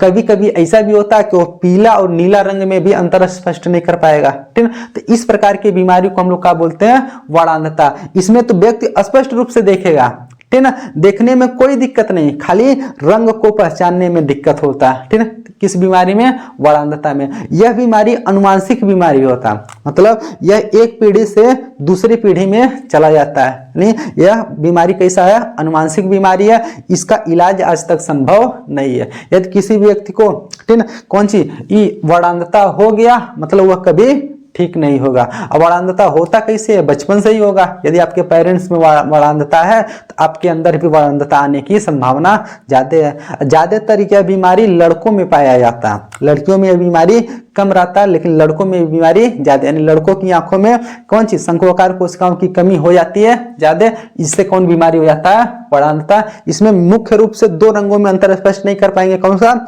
लाल और हरे में, और कभी कभी पीला और नीला में भी अंतर स्पष्ट नहीं कर पाते हैं। ठीक है, तो इस बीमारी को हम लोग बोलते हैं वर्णांधता।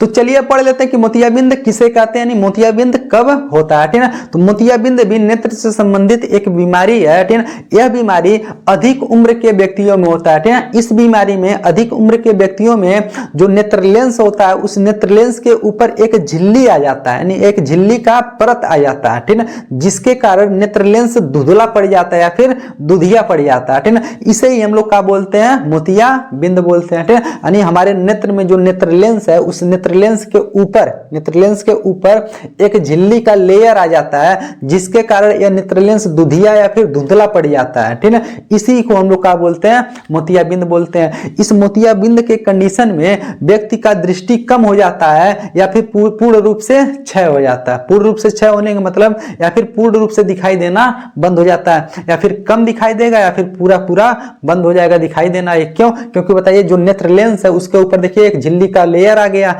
जब झिल्ली का लेयर आ गया तो बताइए प्रकाश रेटिना पर पहुंच नहीं पाएगा, रेटिना पर नहीं पहुंचेगा तो बताइए क्या हो जाएगा, प्रतिबिंब नहीं बनेगा, हमको वस्तु नहीं दिखाई देगा। कभी कभी नेत्र लेंस को जो पश्चिमाभी मांसपेशियां पकड़ के रखी रहती है ना, वही पश्चिमाभी मांसपेशियां आगे बढ़ करके नेत्र लेंस को ही ढक लेती हैं। ठीक है, तो इस स्थिति को भी हम लोग क्या बोलते हैं, मोतियाबिंद ही बोलते हैं। ठीक है, इसका इलाज संभव है। ठीक है, तो इसका इलाज कैसे संभव है, इसको शल्य चिकित्सा द्वारा, ठीक है, क्या किया जाता है, उस झिल्ली के परत को हटा दिया जाता है, या फिर जो पश्चिमाभी मांसपेशियां बढ़ करके नेत्र लेंस को ढकी है उसको काट करके हटा देंगे। तो इस तरह से बताइए प्रतिबिंब कहां पर, रेटिना पर बनने लगेगा और वस्तु दिखाई देने लगेगा। ठीक है, तो इस बीमारी में देख लीजिए, इस बीमारी का इलाज संभव है, किस विधि द्वारा, शल्य चिकित्सा विधि द्वारा। ठीक है, इसमें या तो थोड़ा सा दृष्टि चला जाएगा, मतलब तो आपको कम दिखाई देने लगेगा, या फिर पूर्ण रूप से दृष्टि चला जाता है। ठीक है, तो बताइए, तो इस स्थिति को हम लोग क्या बोलते हैं, मोतियाबिंद। तो चलिए पढ़ लेते हैं कि प्रिज्म द्वारा प्रकाश का अपवर्तन कैसे होता है। ठीक है, प्रिज्म द्वारा प्रकाश का अपवर्तन पढ़ने से पहले हमको पता होना चाहिए कि प्रिज्म होता क्या है, प्रिज्म बनता कैसे है। ठीक है, तो चलिए सबसे पहले हम लोग पढ़ लेते हैं कि प्रिज्म क्या होता है। ठीक है, तो एक ऐसा समांग पारदर्शी माध्यम जो किसी कोण पर झुके हुए दो समतल पृष्ठों से घिरा होता है उसे प्रिज्म कहते हैं। किसी भी प्रिज्म में दो त्रिभुजाकार आधार तथा तीन आयताकार पार्श्व पृष्ठ होते हैं। इस प्रकार के बने आकृति को हम लोग क्या बोलते हैं, प्रिज्म बोलते हैं। अभी आपको परिभाषा से उतनी अच्छे से नहीं समझ में आएगा, अभी अब आपको जब फिगर के माध्यम से समझाएंगे तब अच्छे से समझ में आएगा। ठीक है, लेकिन फिर भी आपको परिभाषा पता होना चाहिए। ठीक है, कि एक ऐसा समांग पारदर्शी माध्यम जो किसी कोण पर झुके हुए, ठीक है, दो समतल पृष्ठों से घिरा होता है उसे प्रिज्म बोलते हैं। एक प्रिज्म में दो त्रिभुजाकार आधार लगे होते हैं तथा तीन आयताकार उसमें पार्श्व पृष्ठ लगे होते हैं। ठीक है, तीन आयताकार समतल पार्श्व पृष्ठ लगे होते हैं। इस प्रकार के आकृति को हम लोग क्या बोलेंगे, प्रिज्म बोलेंगे। ठीक है, देखिए आपके सामने एक फिगर दिखाई दे रहा होगा। ठीक है, इसी फिगर को हम लोग क्या बोलते हैं, प्रिज्म। अभी तो कुछ नहीं समझ में आ रहा होगा। ठीक है, अभी चलिए इसको एक एक करके हम समझाते हैं। अच्छा बताइए, जो आपको चित्र दिखाई दे रहा है उसमें देखिए ऊपर और नीचे एक त्रिभुज दिखाई दे रहा है, दो त्रिभुज, एक ऊपर एक नीचे, दो त्रिभुजाकार आकृति दिखाई दे रहा है ना, इसी को बोलते हैं कौन सी, त्रिभुजाकार आधार।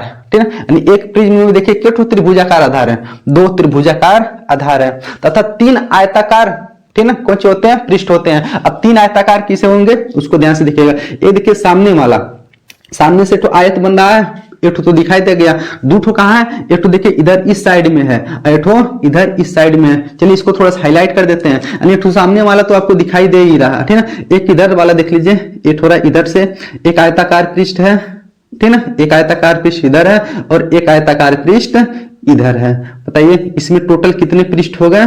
टोटल 3 आयताकार पृष्ठ हो गए तथा ऊपर और नीचे कौन से 2 त्रिभुजाकार आधार हो गए, ठीक है। तो इस प्रकार से किसका निर्माण होता है? प्रिज्म का निर्माण होता है, ठीक है। अब चलिए इस प्रिज्म से संबंधित हम लोग सभी तथ्यों को पढ़ लेते हैं। जैसे अपवर्तक पृष्ठ क्या होता है, अपवर्तक कोण क्या होता है, प्रिज्म कोण क्या होता है, प्रिज्म काम कैसे करता है, इन सब के बारे में, ठीक है। चलिए सबसे पहले हम लोग इसमें पढ़ेंगे कि अपवर्तक पृष्ठ किसे कहते हैं। अब चूंकि प्रिज्म किससे बनता है? कांच से बनता है। यानी ये किससे बना होता है? कांच से बना होता है। जब कांच से बना होगा तो इसके द्वारा प्रकाश का अपवर्तन होगा। कांच का होता है, ठीक है, पारदर्शी होता है, इसलिए बोले किस इसका माध्यम कैसा होता है? पारदर्शी माध्यम। यानी प्रकाश आर पार गति कर सकता है। जब आर पार गति करेगा तो इसमें से प्रकाश का अपवर्तन होगा, ठीक। तो बताइए इसमें टोटल बताइए क्या सतह है, ठीक है। देख रहे 3 ठो आयताकार सतह मिल रहा है और 2 ठोरा ऊपर नीचे त्रिभुजाकार आधार मिल रहा है, ठीक है। तो टोटल कर सकते हैं 5 सतह हो गया, ठीक है। अब इसमें से जिस सतह यानी जो 3 ठो आयताकार सतह मिला है, ठीक है, तो उन तीनों सतहों में से जिस सतह से प्रकाश का अपवर्तन होगा उसे हम लोग बोलेंगे अपवर्तक पृष्ठ, ठीक है। यानी जिस सतह से यानी जिस पृष्ठ से प्रकाश का अपवर्तन होगा उस पृष्ठ को बोलेंगे कौन सी? अपवर्तक पृष्ठ बोलेंगे, ठीक है। यानी अभी देख लीजिए इस फिगर को समझने में थोड़ा आप लोग को थोड़ा सा दिमाग लगाना पड़ेगा, ठीक है। यानी ये फिगर देखिए 3D फिगर होता है, इसलिए बोर्ड पे उतना अच्छे से बन नहीं पाता, बच्चे समझ नहीं पाते उसको अच्छे। एक बार फिर से समझिए। जैसे मान लीजिए हमको प्रिज्म बनाना रहेगा, प्रिज्म जानते किससे रहेगा? यानी मान लीजिए प्रिज्म यानी इस तरह से मान लीजिए ऊपर वाला भाग हो गया, देखिए त्रिभुजाकार है का, ऊपर भी रहेगा ऐसे नीचे भी रहेगा, लेकिन ऊपर और नीचे को मिलाने के लिए एक इधर से आयताकार, ठीक है, समतल पृष्ठ रहेगा, एक इधर से रहेगा और एक इधर से रहेगा। तो इस प्रकार से 3D का होता है फिगर बनता है किसका? प्रिज्म का, ठीक है। तो इसमें अपवर्तक पृष्ठ किसे कहेंगे? प्रकाश, ठीक है। जिस पृष्ठ से प्रकाश का अपवर्तन होगा उसे क्या बोलेंगे हम लोग? अपवर्तक पृष्ठ, ठीक है। तो इसमें अपवर्तक पृष्ठ बताइए, तो 3 ठोरा जब पृष्ठ लगा हुआ है आयताकार, तो जिधर से हम लोग प्रकाश का अपवर्तन कराएंगे उधर से क्या हो जाएगा? अपवर्तक पृष्ठ। मान लीजिए अभी इधर से प्रकाश का अपवर्तन हो रहा है, ठीक है, तो इस वाले पृष्ठ का क्या बोलेंगे हम लोग? इस वाले पृष्ठ को अपवर्तक पृष्ठ क्या बोलेंगे? अपवर्तक पृष्ठ, अपवर्तक पृष्ठ। चलिए अपवर्तक पृष्ठ हम लोग समझ गए। अब प्रिज्म कोण किसे कहते हैं? 2 अपवर्तक पृष्ठ के बीच बने कोण को चाहे अपवर्तक कोण बोल लीजिए चाहे प्रिज्म कोण बोल लीजिए, ठीक। अच्छा बताइए एक अपवर्तक पृष्ठ देखिए इधर से है, एक अपवर्तक पृष्ठ इधर से है, इसके बीच में है वाला कोण बन रहा का, जिस कोण का नाम कौन सी? कोण ए। तो इसी को बोलते हैं हम लोग कौन सी? कौन कोण है? प्रिज्म कोण। इस कौन कोण है? प्रिज्म कोण, ठीक है। तो प्रिज्म कोण कहां बनता है? 2 अपवर्तक पृष्ठों के बीच बने कोण को क्या बोलते हैं हम लोग? प्रिज्म कोण, याद होना चाहिए, ठीक है। चलिए यानी यहाँ पर भी प्रिज्म कोण बन सकता है, यहाँ पर भी प्रिज्म कोण बन सकता है। क्यों? क्योंकि देखिए एक अपवर्तक पृष्ठ इधर है, एक इधर है, इसके बीच में कोण बन रहा है, ठीक। 2 अपवर्तक पृष्ठ के बीच में बने कोण को क्या बोलेंगे? प्रिज्म कोण। अब चलिए पढ़ लेते हैं अपवर्तक कोण किसे कहते हैं? कोण नहीं, कोण। तो बताइए मान लीजिए हम करिए एक हमारा एक आयताकार हाथ ये है, एक आयताकार हाथ ही है, मान लीजिए, ठीक है। मान लीजिए आयताकार पृष्ठ ये, आयताकार पृष्ठ ये। जब 2 आयताकार पृष्ठ आपस में जब जुड़ते हैं, ठीक, देखिए जहां पर जुड़ रहे हैं इस लाइन को हम लोग क्या बोलेंगे? अपवर्तक कोण। बताइए यानी इधर से देखिए हाई एक आयताकार पृष्ठ है, एक इधर वाला है, दोनों हाई इसी लाइन द्वारा जुड़ रहे हैं का, ठीक है। इसी कोण को हम लोग बोलते हैं कौन सी? इस कोण का नाम है, ठीक है, इस वाले कोण का नाम इसको बोलते हैं अपवर्तक कोण, ठीक है। अपवर्तक कोण क्या बोलेंगे इसको? अपवर्तक कोण बोल देंगे, ठीक है। तो हम लोग पढ़ लिए प्रिज्म कोण क्या हो गया, अपवर्तक पृष्ठ क्या हो गया, अपवर्तक कोण क्या हो गया। अब बताइए यहाँ देखिए बगल में लिखे भी हमको क्या पढ़ना, अपवर्तक पृष्ठ पढ़ लिए, प्रिज्म कोण पढ़ लिए, अपवर्तक कोण हो गया। अब मुख्य परिच्छेद पढ़ना और कौन सी पढ़ना है? प्रिज्म का आधार पढ़ना, ठीक है। चलिए पहले पढ़ लेते हैं प्रिज्म का आधार। प्रिज्म का आधार देखिए जब अपवर्तक कोण है मिल गया है अपवर्तक कोण, तो अपवर्तक कोण के सामने वाले पृष्ठ को यानी अपवर्तक कोण के सामने वाले पृष्ठ को क्या बोलेंगे हम लोग? प्रिज्म का आधार। यानी आप लोग को एक कंफ्यूजन हो रहा होगा, आधार मतलब नीचे, नीचे वाले को बोलेंगे हम लोग प्रिज्म का आधार। नहीं, कोई जरूरी नहीं है। यहाँ देखिए इधर से और सामने से 3 ठो पृष्ठ है ना। अब तीनों में से कोई भी कौन सा हो सकता है? प्रिज्म का आधार हो सकता है। वो कैसे डिपेंड करेगा कि अपवर्तक कोर पे, जो अपवर्तक कोर के सामने वाला पृष्ठ रहेगा उसी को बोलेंगे कौन सी, प्रिज्म का आधार। ठीक है, जैसे मान लीजिए हमारा प्रिज्म इस तरह से रखा हुआ है, बताइए हाई एक अपवर्तक पृष्ठ, एक अपवर्तक पृष्ठ ही देखिए हाई रेखा का हो जाएगी, यानी हम जो मार्कर कौन सी हो जाएगा, अपवर्तक कोर। अपवर्तक कोर के नीचे सामने देखिए नीचे वाला जो सतह रहेगा आयताकार, उसको क्या बोल देंगे हम लोग, अपवर्तक कौन सी बोल देंगे, प्रिज्म का आधार बोल देंगे। तो हमेशा कौन सी, अपवर्तक कोर के सामने वाले पृष्ठ को क्या बोलेंगे हम लोग, प्रिज्म का आधार। अब इसके बाद कौन सी हो गया, मुख्य परिच्छेद। अब बताइए इस प्रिज्म को इस तरह से काट दीजिए, मान लीजिए प्रिज्म रखा हुआ है, इस तरह से काट दीजिए सीधे, कुछ बताइए इस प्रकार से त्रिभुजाकार मिलेगा का आकृति, सीधा काट देंगे। ठीक है, तो इस कटान को हम लोग बोलते हैं, इसी को क्या बोलते हैं, मुख्य परिच्छेद बोलते हैं। इसको क्या बोलेंगे, मुख्य परिच्छेद। ठीक है, यानी प्रिज्म को सीधे से काट देंगे तो ऊपर वाला जो सतह मिलेगा, ठीक है, त्रिभुजाकार मिलेगा, इसी को बोलेंगे कौन सी, मुख्य परिच्छेद। ठीक है, तो आशा करते हैं आप लोग को प्रिज्म के बारे में अच्छे से समझ में आया होगा। तो चलिए पढ़ लेते हैं कि प्रिज्म द्वारा प्रकाश का अपवर्तन कैसे होता है। जब कोई प्रकाश प्रिज्म से होकर गुजरता है तो वह कैसे अपवर्तित होता है, इसको हम लोग फिगर के माध्यम से किरण आरेख खींच करके समझ लेते हैं। ठीक है ना, यहाँ पर देखिए हम किरण आरेख पहले से ही खींच चुके हैं ताकि हम आपको अच्छे से समझा सके, यानी टाइम का बचत हो सके। ठीक है, तो चलिए हम सबसे पहले सीख लेते हैं प्रिज्म द्वारा प्रकाश का अपवर्तन किस प्रकार से होता है। हम जानते हैं प्रिज्म किससे बना होता है, तो कांच का बना होता है। जब कोई भी प्रकाश कांच से होकर गुजरेगा तो उसका अपवर्तन होगा ही होगा। उसी तरह जब कोई भी प्रकाश प्रिज्म से होकर के गुजरता है, चूंकि प्रिज्म कांच का बना हुआ है, ठीक है, तो इस तरह से प्रिज्म द्वारा क्या हो जाता है, प्रकाश अपवर्तित हो जाता है। ठीक है, अब देख लेते हैं कैसे कैसे, ठीक है, प्रिज्म द्वारा प्रकाश का अपवर्तन होता है। यहाँ पर देख लीजिए एक प्रिज्म बनाया है, प्रिज्म का नाम यहाँ देखेंगे तो ABC क्या है, प्रिज्म है। ठीक है, एक किसका बना हुआ है, तो कांच का बना हुआ होता है। ठीक है, अच्छा बताइए हम आपको बताएं कि प्रिज्म में अपवर्तक पृष्ठ भी होता है, यानी प्रकाश जिस पृष्ठ से अपवर्तन होगा प्रकाश का उसे बोलेंगे अपवर्तक पृष्ठ। तो देखिए प्रकाश का अपवर्तन पहले इस पृष्ठ से हो रहा है, क्या हो गया, अपवर्तक पृष्ठ, इधर से भी हो रहा है, क्या हो जाएगा, अपवर्तक पृष्ठ। ठीक है, तो इस पृष्ठ को क्या बोलेंगे हम लोग, अपवर्तक पृष्ठ। ये कौन सी है, अपवर्तक पृष्ठ। ठीक है, अपवर्तक पृष्ठ। चलिए अपवर्तक पृष्ठ हो गया। ठीक है, बताइए अपवर्तक पृष्ठ ए भी है, अपवर्तक पृष्ठ ए भी है। अब कोई भी प्रकाश की किरण आ रही है, देखिए लीजिए प्रकाश की किरण आ रही है, इस किरण का नाम क्या बोलेंगे, इसको बोलेंगे आपतित किरण। जब आपतित किरण जहां पर पड़ता है उसको बोलते हैं हम लोग कौन सी, आपतन बिंदु। अब इस आपतन बिंदु को हम लोग क्या खींचते हैं, अभिलंब खींचते हैं। देखिए एक अभिलंब खींच दिए, इस अभिलंब का नाम कौन सी रखें, N और N डैश। अच्छा बताइए इधर कांच का बना हुआ है, इसके बाहर कौन सी है, वायु है। जब बाहर वायु है तो बाहर का माध्यम जो रहेगा वो विरल माध्यम रहेगा, अंदर का माध्यम रहेगा वो सघन माध्यम। अंदर कौन माध्यम है, सघन माध्यम, बाहर कौन माध्यम है, विरल माध्यम। हम लोग पढ़े अपवर्तन के नियम में, जब कोई प्रकाश कहां से, विरल माध्यम से सघन माध्यम में जाता है तो अभिलंब की ओर झुक जाता है। यहाँ पर देखिए जब कोई प्रकाश कहां से जा रहा है, विरल माध्यम से कहां पर जा रहा है, सघन माध्यम में, तो जो अभिलंब है अभिलंब की ओर झुक जाएगा। मतलब इस प्रकाश को तो सीधा जाना चाहिए था लेकिन सीधा नहीं गया, थोड़ा सा इधर आ गया। मतलब देखिए इधर जाना चाहिए था लेकिन थोड़ा सा इधर आ गया, मतलब अभिलंब है ना, अभिलंब की ओर झुक गया। ठीक है, अब बताइए यहाँ पर हम लोग कौन सी लगा दिए, अपवर्तन वाला वही नियम। ठीक है, देखिए जब प्रकाश कहां से, विरल माध्यम से सघन माध्यम में जाता है तो अभिलंब की ओर झुक जाता है। अब बताइए अब यहाँ पर कुछ कोण बनेगा। ठीक है, देखिए आपतित किरण है, कौन किरण है, आपतित किरण है, अभिलंब है, इसके बीच बने कोण को हम लोग क्या बोलते हैं, आपतन कोण। क्या दर्शाएंगे, आई से। देखिए अपवर्तित किरण है, अभिलंब है, इसके बीच बने कोण को क्या बोलेंगे हम लोग, अपवर्तन कोण। इसको हम लोग किससे दर्शाते हैं, आर से दर्शाते हैं। इस सब हम लोग अपवर्तन में पढ़ चुके हैं। ठीक है, चलिए आपतन कोण आई हो गया, अपवर्तन कोण आर हो गया। ठीक है, अब यहाँ से प्रकाश की किरणें जा रही है। ठीक है, फिर देखिए दूसरा वाला पृष्ठ पड़ गया का, अब यहाँ से भी प्रकाश का अपवर्तन होगा। ठीक है, यहाँ पर आर अपवर्तन कोण बना है, यहाँ पर कोण बन रहा है, इसको मानेंगे कौन सी, आर डैश। अब देखिए प्रकाश की किरणें जा रही हैं तो इस पृष्ठ पे यहाँ पर पड़ रही हैं का, इस बिंदु को क्या बोलेंगे, आपतन बिंदु।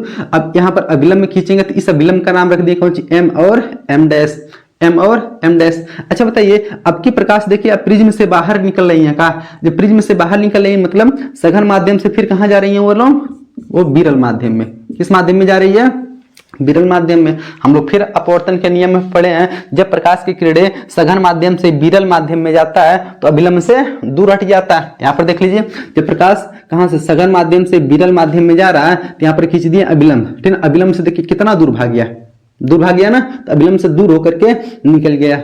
अब बताइए जो निकल गया कोण किरण निकल रहा है ना, इस किरण को बोलते हैं हम लोग निर्गत किरण। क्या बोलते हैं हम? निर्गत किरण। क्या बोलेंगे? निर्गत किरण बोल दिए। अच्छा ध्यान से सुनिएगा। अच्छा बताइए है जो अभिलंब में खींचे हैं, जो निर्गत किरण है, इसके बीच में भी कोई कोण बन रहा है का? इस कोण को बोलते हैं हम लोग निर्गत कोण। क्या बोलेंगे? निर्गत कोण। और निर्गत कोण को किससे दर्शाते हैं हम लोग? ई से दर्शाते हैं। किससे दर्शाएंगे? ई से दर्शाएंगे। ठीक है, अब चलिए इस पूरे फिगर में हम लोग को कौन कौन ठीक है मतलब शब्द प्रयोग हुआ है उसको हम समझ लेते हैं। जैसे मान लीजिए है इस किरण को क्या बोलते हैं हम लोग? आपतित किरण। यानी आने वाली किरण को क्या बोलते हैं? आपतित किरण। तो इस आपतित किरण का नाम कौन सी है? पीई। तो देख लीजिए आपतित किरण कौन सा हो जाएगा हमारा? पीई। आपतित किरण हो गया। फिर पढ़ेंगे अपवर्तित किरण। लिखिए ये अपवर्तित किरण है। कहाँ से? ई से लगाई। चलिए हाई वाले कोई बिंदु है, इस बिंदु का कुछ नाम मान लेते हैं हम। कौन सी? चलिए इस बिंदु का नाम मान लेते हैं ई है। चलिए एफ मान लेते हैं। कौन सी मान लेते हैं? एफ। तो ई एफ कौन सी हो जाएगा? ई एफ हो जाएगा अपवर्तित किरण। उसके बाद पढ़ेंगे निर्गत किरण। बताइए हाई किरण यहाँ से निकल रही है। कहाँ? हाई एफ है, तो यहाँ पर एक कोई बिंदु मान लीजिए एस मान लिए, तो एफ और एस, एफ एस का हो जाएगा निर्गत किरण। एफ एस का हो गया ई निर्गत किरण, बाहर निकल रहा तो निर्गत किरण। उसके बाद कौन सी? प्रिज्म कोण। देखिए अपवर्तक पृष्ठ के बीच में बने कोण को क्या बोलते हैं? प्रिज्म कोण। इस कोण का नाम क्या है? ए। प्रिज्म कोण कितना हो गया? ए हो गया। आपतन कोण। आपतन कोण क्या है? कोण आई है। आई है ना, तो आई आपतन कोण हो गया। अपवर्तन कोण तो आर है, कोण आर अपवर्तन कोण हो गया। निर्गत कोण देखिए निर्गत कोण है ना, तो कोण देख लीजिए ई क्या हो गया? निर्गत कोण। अब सबसे मेन चीज कौन सी हम लोग पढ़ने जा रहे हैं? विचलन कोण। विचलन कोण किसे कहते हैं? अच्छा बताइए जो प्रकाश इधर से भेजे हैं इसको तो सीधा निकल जाना चाहिए, लेकिन सीधा नहीं गया, ऐसा मुड़ते मुड़ते मुड़ते देख रहे इधर से निकल के जा रहा है। इसका मतलब कुछ विचलित हो गया का? कुछ नहीं, बहुत ज्यादा विचलित हो गया। मतलब इधर देखिए आपतन कोण को जब आगे बढ़ा रहे हैं, निर्गत कोण को जब पीछे बढ़ा रहे हैं, तो दोनों देखिए एक दूसरे को काट रहे हैं। का? यहीं पर काट रहे हैं ना, कहाँ? जी पर। तो यहाँ पर देख रहे हैं एक कोण बन रहा है। का? यहाँ पर एक कोण बन रहा है। इसी कोण को बोलते हैं हम लोग कौन सी? विचलन कोण। इसी को क्या बोलते हैं हम लोग? विचलन कोण। ठीक है, विचलन कोण बोलते हैं। अब विचलन कोण को आप लोग चाहे डी से दर्शाइए या फिर इसी को दर्शाते हैं हम लोग डेल्टा से। किससे दर्शाएंगे? डेल्टा से। कहीं डेल्टा लिखा रहेगा तब पर भी विचलन कोण है, या फिर डी लिखा रहेगा तब पर भी विचलन कोण है। ठीक है, तो विचलन कोण समझ में आया ना। यानी आपतित किरण को आगे बढ़ाने पर तथा निर्गत किरण को पीछे बढ़ाने पर दोनों किरणें एक दूसरे को जहां काटती हैं, ठीक है, उन दोनों किरणों के बीच में बने कोण को क्या बोलते हैं हम लोग? निर्गत कोण। इसको हम लोग किससे दर्शाएंगे? चाहे डी से चाहे डेल्टा से। अच्छा बताइए विचलन मतलब ये ना कि वो अपने मार्ग से कितना विचल गए हैं, कितना भटक गए। बताइए कितना भटक गए। ये किरण को सीधे जाना चाहिए लेकिन घूम करके हेराएं चली गई। का मतलब ये इतना तो विचलित हुई है, तो इसी जितना विचलित होती है उसी कोण को हम लोग क्या बोलते हैं? विचलन कोण। इसको दर्शाएंगे किससे? हम लोग डेल्टा से दर्शाएंगे। अब देख लीजिए ये जो विचलन कोण का मान है ना, ये इस पे डिपेंड करेगा। किस पर? आपतन कोण पर। यदि हम आपतन कोण का मान बढ़ाएंगे, जब आपतन कोण का मान बढ़ाते हैं तो विचलन कोण का मान घटते जाता है। ठीक है, कैसे? यानी जब आपतन कोण को बढ़ाएंगे, मतलब अभी देखिए यहाँ पर कुछ आपतन कोण बन रहा है, यहाँ पर प्रकाश को और इधर से भेजेंगे, मान लीजिए इधर से भेजें तो आपतन कोण बढ़ जाएगा। तो अपवर्तन कोण मतलब आपतन कोण जब इधर आएगा तो अपवर्तित किरण थोड़ा सा ऊपर जाएगा, थयो थोड़ा सा ऊपर जाएगा। मतलब प्रकाश जब इधर से जाएगा तो देख रहे हैं आपतन कोण का मतलब यहाँ का विचलन कोण कम हो गया। मतलब सिंपल सी बात, यदि आपतन कोण का मान बढ़ाएंगे तो विचलन कोण का मान क्या होगा? कम होगा। लेकिन हमेशा नहीं कम होगा, एक विशेष स्थिति तक कम होगा। यानी आपतन कोण का मान बढ़ाते गए, विचलन कोण का मान घटता गया। लेकिन एक ऐसा स्थिति आएगा ना कि आपतन कोण का मान हम लोग और बढ़ा देंगे ना, विचलन कोण का मान बढ़ने लगेगा। मतलब कभी तो ऐसा मिलेगा कि विचलन कोण सबसे कम मिलेगा। यानी आपतन कोण को बढ़ाते गए विचलन कोण कम होते गया। तो एक ऐसा स्थिति आया, ठीक है, जहां विचलन कोण एकदम कम हो गया। ठीक है, जहां विचलन कोण एकदम कम हो गया उसी कोण को बोलते हैं हम लोग अल्पतम विचलन कोण। यानी आपतन कोण का वह मान जिसके लिए, ठीक है, सबसे कम विचलन कोण प्राप्त होता है उससे हम लोग बोलते हैं कौन सी? अल्पतम विचलन कोण। ठीक, तो अल्पतम विचलन कोण को जब दर्शाना रहेगा ना तो उसको हम लोग दर्शाएंगे डेल्टा एम से। किससे दर्शाएंगे? Delta M. ई कौन सी है? अल्पतम विचलन कोण। विचलन कोण। तो अल्पतम विचलन कोण को हम लोग किससे दर्शाएंगे, डेल्टा एम से, ठीक है, एम फॉर मिनिमम, मतलब कम। तो अल्पतम विचलन कोण कहाँ बनता है, तो कब बनता है, ध्यान से देखिएगा, यानी जब आपतन कोण का मान बढ़ाएंगे तो विचलन का कोण का मान घटते जाएगा, घटते जाएगा।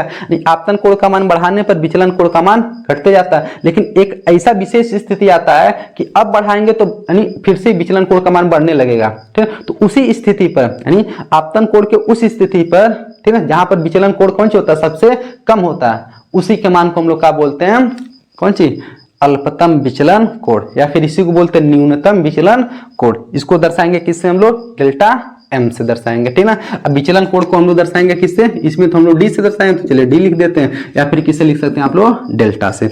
अब देख लीजिए ये जो यहाँ पर जो प्रकाश का विचलन हो रहा है, विचलन कोण बन रहा है ना, ये एक चीज पे और डिपेंड करता है, दो चीज पे डिपेंड करता है। पहला तो ये आपतन कोण पे देख रहे हैं डिपेंड कर रहा है, आपतन कोण का मान बढ़ा रहे हैं तो विचलन कोण भी घट रहा है, आपतन कोण घटाएंगे तो विचलन कोण बढ़ेगा। अब इस प्रिज्म पर भी डिपेंड करता है कि इस प्रिज्म, ठीक ना, का जो अपवर्तनांक है ना वो कितना है, यानी जो विचलन कोण है ना या फिर न्यूनतम विचलन कोण का लीजिए, वो दो चीज पे डिपेंड करेगा, पहला आपतन कोण पर और दूसरा कौन से, इस मतलब ये प्रिज्म किस पदार्थ का बना हुआ, उसका अपवर्तनांक कितना है, ठीक ना। तो बताइए इसके लिए यानी एक फार्मूला हमको पढ़ना पड़ेगा कि अपवर्तनांक तथा न्यूनतम विचलन कोण और प्रिज्म कोण में एक संबंध, ठीक है। चाहे अपवर्तनांक यानी एन बराबर, अपवर्तनांक को एन से दर्शाते हैं, एन बराबर साइन ए कौन सी है, प्रिज्म कोण, डेल्टा एम, इसको हम क्या बोलते हैं, डेल्टा एम को हम लोग बोलते हैं न्यूनतम विचलन कोण बटे 2, फिर पूरे बटे कौन सी, ए बटे 2, ठीक है। इस तरह से यानी हमको न्यूनतम विचलन कोण दिया रहेगा और कौन सी, प्रिज्म कोण दिया रहेगा। इन दोनों की सहायता से हम लोग कौन सी निकाल सकते हैं, उस प्रिज्म का अपवर्तनांक भी निकाल सकते हैं। ये फार्मूला आप लोग को पता होना चाहिए, ठीक है। वही देखिए वही नियम पड़े होंगे आप लोग, अपवर्तनांक बराबर साइन आई बटे साइन आर, तो हाई आई का मान है, हाई आर का मान, यानी आई का मान यहाँ कौन सी, ए प्लस डेल्टा एम बटे 2, आर का मान कितना है, ए बटे 2, ठीक है। तो इस फार्मूले को भी आप लोग याद कर लीजिएगा, ठीक है। तो आशा करते हैं कि आप लोग को समझ में आया होगा कि प्रिज्म द्वारा प्रकाश का अपवर्तन कैसे होता है। तो चलिए पढ़ लेते हैं कि प्रिज्म द्वारा श्वेत प्रकाश का वर्ण विक्षेपण कैसे होता है, ठीक है। यानी इसको पढ़ने से पहले सबसे पहले हमको पता होना चाहिए कि वर्ण विक्षेपण होता क्या है, ठीक है ना। यानी जब सूर्य के प्रकाश को किसी प्रिज्म से गुजारा जाता है तो सूर्य का प्रकाश अपने अवयवी रंगों में विभक्त हो जाता है। इस घटना को प्रकाश का वर्ण विक्षेपण कहते हैं। यानी प्रकाश जिन जिन रंगों से मिलकर बना होता है उसको प्रिज्म से जब गुजारते हैं ना तो उस सभी रंग अलग हो जाते हैं, अलग अलग दिखाई देने लगते हैं। इसी घटना को हम लोग बोलते हैं प्रकाश का वर्ण विक्षेपण, ठीक है। तो प्रकाश के वर्ण विक्षेपण के बारे में सबसे पहले बताने वाले एक वैज्ञानिक थे जिनका नाम था सर आइजक न्यूटन, ठीक है। उन्होंने एक कांच का प्रिज्म लिया, उस प्रिज्म में से, ठीक है, एक यानी सूर्य के प्रकाश को जब गुजारा तो उन्होंने देखा कि सूर्य का प्रकाश 7 रंगों में विभक्त हो जा रहा है, ठीक है। तो इस घटना को क्या बोला जाता है, प्रकाश का वर्ण विक्षेपण, ठीक है। इसके बारे में सबसे पहले प्रयोग कौन किए थे, सर आइजक न्यूटन। न्यूटन का नाम आप लोग सुने होंगे, ठीक है। उन्होंने देख लीजिए क्या किए, यानी एक श्वेत प्रकाश लिए, उसको किससे होकर गुजार दिए, प्रिज्म द्वारा। यानी प्रिज्म किसका था, कांच का बना हुआ एक प्रिज्म था, ठीक ना। वहां से देखिए एक श्वेत प्रकाश को गुजारे तो देख रहे हैं प्रिज्म उन श्वेत प्रकाश को 7 रंगों में विभक्त कर दिया। देखिए प्रिज्म क्या कर दिया है, 7 रंगों में विभक्त कर दिया, किसको, श्वेत प्रकाश को। हम जानते हैं प्रिज्म हम लोग पढ़ चुके हैं, प्रिज्म का खासियत ही होता है जब प्रिज्म से कोई प्रकाश की किरण गुजरती है तो प्रिज्म का ही अपवर्तक पृष्ठ होगा, इसको कौन सी बोलेंगे हम लोग, अपवर्तक पृष्ठ। जब ही अपवर्तक पृष्ठ से प्रकाश का अपवर्तन होगा तो अपवर्तन के बाद थोड़ा सा आधार की ओर झुक जाता है, प्रकाश कहाँ, आधार की ओर झुक जाता है, फिर जब बाहर निकलेगा तो और झुक जाएगा। इस तरह से देखिए प्रकाश का क्या हो रहा है, अपवर्तन। जब प्रकाश का अपवर्तन हो रहा है इसके साथ साथ ही प्रकाश देखिए क्या रंगों में विभक्त हो जा रहा है, 7 रंगों में विभक्त हो जा रहा है। यहाँ पर उन्होंने एक पर्दा लगा दिया, पर्दे पर देख लिए कि 7 रंग का पट्टी दिखाई दे रहा है। इन पट्टी का यानी जो 7 रंग का पट्टी दिखाई दे रहा है इनको उन्होंने बोल दिया कौन सी, स्पेक्ट्रम, ठीक ना।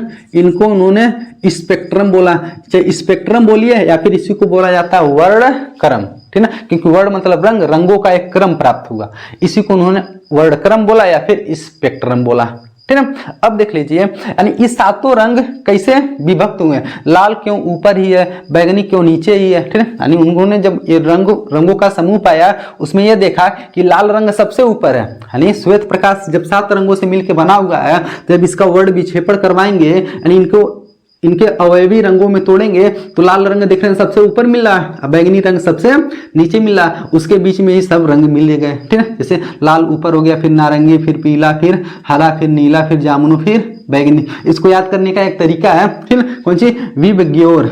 ठीक है, कितने लोग इसको विबग्योर बोलते हैं या फिर विबग्योर, VIBGYOR।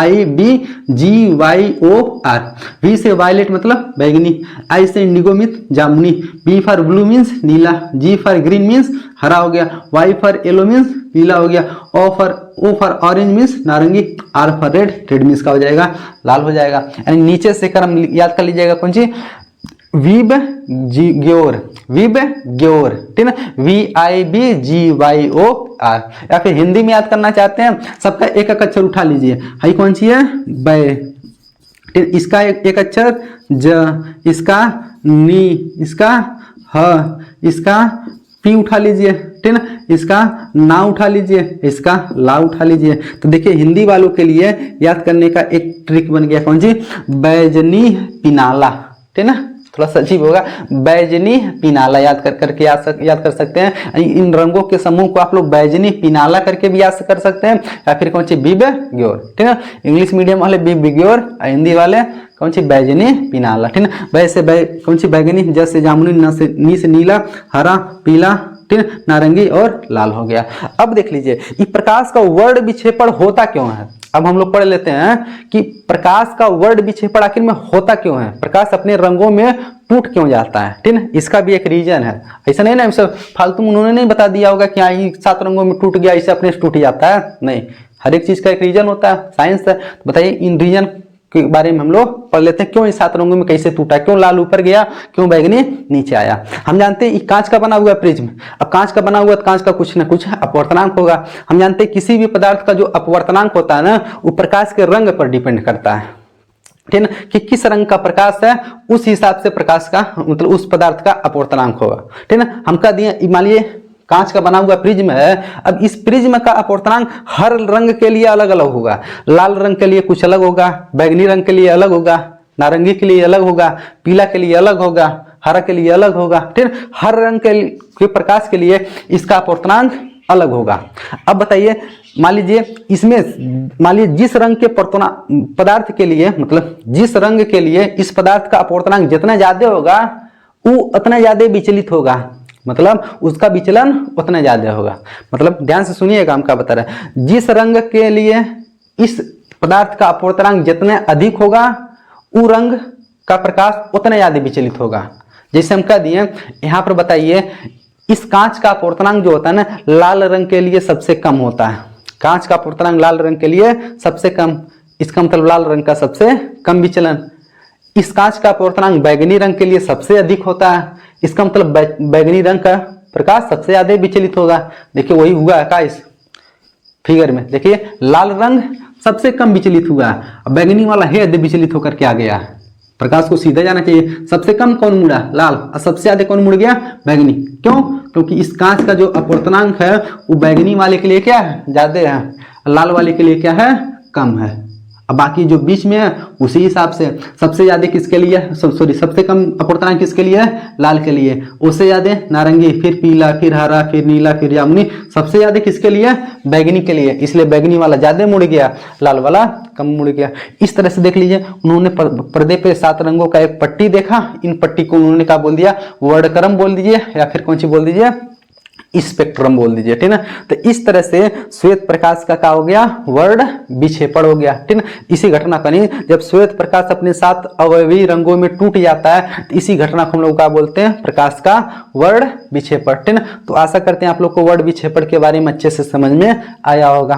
तो चलिए अब पढ़ लेते हैं कि श्वेत प्रकाश के स्पेक्ट्रम का पुनर्संयोजन। ठीक है, इसके पहले हम लोग पढ़ चुके हैं कि न्यूटन द्वारा एक प्रयोग किया गया, उन्होंने कांच के प्रिज्म को लेकर के उसमें से श्वेत प्रकाश को जब प्रवेश करवाया, ठीक है, तो उन्होंने देखा कि श्वेत प्रकाश जो है 7 रंगों में विभक्त हो गया। ठीक है, तो इस घटना को क्या बोल दिया, वर्ण विक्षेपण। उन्होंने देखा कि जो श्वेत प्रकाश उस 7 रंगों में जाकर के विभक्त हो गया, फिर इन 7 रंगों को यदि मिलाया जाए फिर किसी तरह से, तो फिर से कौन सा रंग प्राप्त होगा, श्वेत रंग प्राप्त होगा। ठीक है, तो इन 7 रंगों का जो स्पेक्ट्रम मिला था, इसी को क्या करेंगे, पुनर्संयोजन करके क्या बनाएंगे, श्वेत प्रकाश बनाएंगे। लगाएंगे, ठीक है। इसके लिए उन्होंने अब की बार 2 प्रिज्म लिया, ठीक है। एक प्रिज्म से श्वेत प्रकाश को गुजारे, ठीक है। तो एक प्रिज्म से जब श्वेत प्रकाश को गुजारे तो श्वेत प्रकाश 7 रंगों में बट गया। अब इधर देखिए, अब की मैंने इसके पिछले वाले प्रयोग में जब पहली बार किए थे तो यहाँ पर पर्दा लगा दिए थे, पर्दे पे 7 रंग मिल गया था, लेकिन नहीं, अब की पर्दा नहीं लगाएंगे, उसके पीछे यानी एक दूसरा प्रिज्म रख देंगे, लेकिन उस प्रिज्म को उल्टा करके रखेंगे, ठीक है। देखिए यहाँ पर फिगर हम बना दिए हैं, ठीक है। उन्होंने कैसे प्रयोग किया था, यहाँ से देखिए, एक श्वेत प्रकाश को भेजे, एक प्रिज्म लगा दिए, प्रिज्म में जाकर के देखिए क्या रंगों में विभक्त हो गया, 7 रंगों में, ठीक है। सबसे ऊपर कौन सा रंग मिला, लाल, सबसे नीचे बैगनी। हम लोग पढ़ चुके हैं क्यों ऊपर लाल होता है, क्यों नीचे बैगनी होता है, इनका क्रम भी हम लोग। तो चलिए पढ़ लेते हैं कि इंद्रधनुष क्या होता है और इंद्रधनुष कैसे बनता है, ठीक है। तो इंद्रधनुष प्रकाश के वर्ण विक्षेपण का एक प्राकृतिक उदाहरण है। कभी कभी वर्षा के समय या वर्षा के बाद जब धूप निकलता है, ठीक है, तो सूर्य के विपरीत दिशा में आकाश में एक रंगीन वृत्तीय चाप बनता है। इस रंगीन वृत्तीय चाप को हम लोग क्या बोलते हैं, इंद्रधनुष बोलते हैं, ठीक है। तो इंद्रधनुष बनने के लिए 2 कंडीशन होना चाहिए। पहला कंडीशन, वायुमंडल में बहुत सारी कौन सी वर्षा की बूंदें होनी चाहिए। दूसरा कंडीशन, जिधर इंद्रधनुष बनेगा उसके दूसरी तरफ कौन सी, सूर्य होना चाहिए, यानी सूर्य के विपरीत हमेशा कौन सी बनता है, इंद्रधनुष बनता है। अब इंद्रधनुष बनता कैसे है उसको चलिए हम लोग समझ लेते हैं। यहाँ पर देख लीजिए, हम इंद्रधनुष बना दिए, हम इसको समझा देते हैं, ध्यान से देखिएगा। एक वर्षा की बूंद है, वर्षा की जल की बूंद है, देखिए वर्षा की क्या है, बूंद है, कोई भी जल की बूंद है। ये जो जल की बूंद है ना, ये प्रिज्म की तरह काम करता है, यानी वायुमंडल में जितनी भी वर्षा की बूंदें हैं वह प्रिज्म की तरह व्यवहार करती हैं। जब प्रिज्म की तरह व्यवहार करती हैं, यानी प्रिज्म प्रकाश को 7 रंगों में बांट देता है, तो वर्षा की बूंदें भी प्रकाश को 7 रंगों में बांट देंगी। हम यहाँ एक वर्षा की बूंद लिए हैं। यहाँ से देखिए, सूर्य से प्रकाश निकलेगा, कैसा प्रकाश, श्वेत प्रकाश। श्वेत प्रकाश जब निकलेगा, अब बताइए यहाँ पर वर्षा की बूंदों पर आकर के पड़ेगा। वर्षा के बूंद क्या है, जल है, बताइए अंदर ही सघन माध्यम रहेगा, इसके बाहर वायु है, तो वायु कैसा रहेगा, विरल माध्यम। यानी प्रकाश जब विरल माध्यम से सघन माध्यम में जाता है तो अपवर्तन होगा प्रकाश का।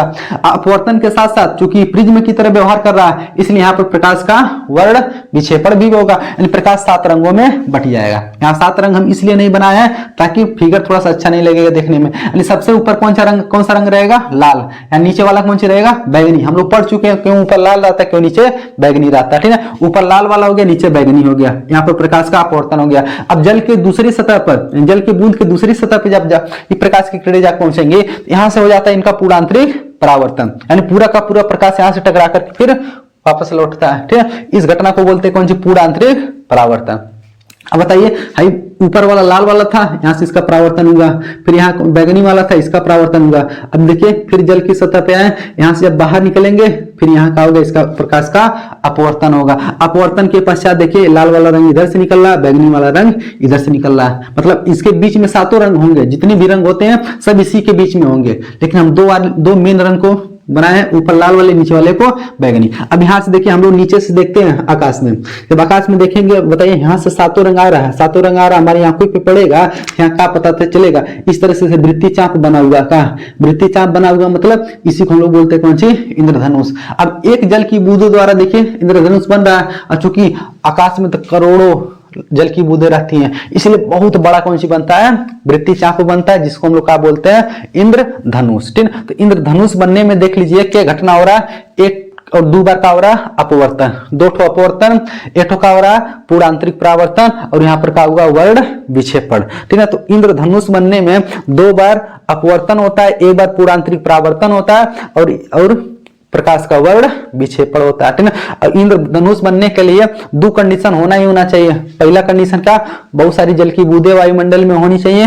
दूसरा, जिधर इंद्रधनुष बने उसके विपरीत दिशा में कौन सा होना चाहिए, सूर्य होना चाहिए। यानी मान लीजिए हम लोग इंद्रधनुष को देख रहे हैं, तो हम लोग के पीठ की तरफ कौन सा होना चाहिए, सूर्य होना चाहिए, ठीक है। अब सूर्य हम लोग के पीठ के विपरीत होना चाहिए, पहला कंडीशन। दूसरा क्या होना चाहिए, वायुमंडल में बहुत सारी वर्षा की बूंदें होनी चाहिए, ठीक है। अब इंद्रधनुष को कभी कभी हम लोग ही बना सकते हैं अपने, ठीक, अपने हाथों द्वारा। कैसे, बहुत सारी मान लीजिए कहीं फव्वारा चल रहा हो, या फिर पानी का स्प्रे मार दीजिए, बहुत ज्यादा फव्वारा पाइप से मार दीजिए, तब पर भी देखेंगे तो आकाश में आपको क्या दिखाई देगा, इंद्रधनुष बनता हुआ दिखाई दे देगा, ठीक है। लेकिन ये एक प्राकृतिक उदाहरण है, ठीक है। जब वर्षा होता है उसके बाद जब धूप निकलता तब यह ज्यादा बनता है, ठीक है। इसलिए का वर्ण विक्षेपण का एक प्राकृतिक उदाहरण है। तो चलिए अब पढ़ लेते हैं कि वायुमंडलीय अपवर्तन क्या होता है तथा वायुमंडलीय अपवर्तन पर आधारित कुछ घटनाओं के बारे में आज हम लोग पढ़ेंगे। ठीक है, तो सबसे पहले हम लोग पढ़ लेते हैं वायुमंडलीय अपवर्तन किसे कहते हैं। यानी पृथ्वी के वायुमंडल द्वारा होने वाले अपवर्तन को वायुमंडलीय अपवर्तन कहा जाता है। यानी पृथ्वी के चारों तरफ जो भी वायुमंडल है, ठीक है, पृथ्वी का वायुमंडल है, इस वायुमंडल के कारण यदि अपवर्तन होगा तो इस प्रकार के अपवर्तन को वायुमंडलीय अपवर्तन कहा जाता है। अब बताइए पृथ्वी के वायुमंडल द्वारा कैसे अपवर्तन होता है, इसको हम लोग समझ लेते हैं। चूंकि हम जानते हैं हमारे वायुमंडल में अनेक प्रकार की गैसें हैं तथा बहुत सारा कौन सी है, हवा है, उस हवा में भी बहुत प्रकार के गैसें मिली हुई रहती हैं। अब इस पूरे हवा का जो तापमान होता है ना, टेम्परेचर होता है, वो पूरे वायुमंडल में एक समान नहीं रहता है। यानी कहीं पर जो हवाएं होती हैं गर्म होती है तो कहीं पर हवाएं क्या होती है, ठंडी होती है। जब ठीक है सूर्य का प्रकाश हमारे वायुमंडल में प्रवेश करता है, ठीक है, तो उसको देख रहे हैं कहीं गर्म हवा मिलेगा तो कहीं ठंडी हवा मिलेगा। तो जो गर्म हवा मिलेगा ना, जहां पर वायुमंडल गर्म रहता है वह विरल माध्यम की तरह काम करने लगता है, तथा जहां पर वायुमंडल ठंडा रहेगा यानी हवा ठंडा रहेगा तो वहां पर ठीक ना कौन सी वह किस माध्यम की तरह काम करने लगेगा, वह सघन माध्यम की तरह काम करने लगेगा।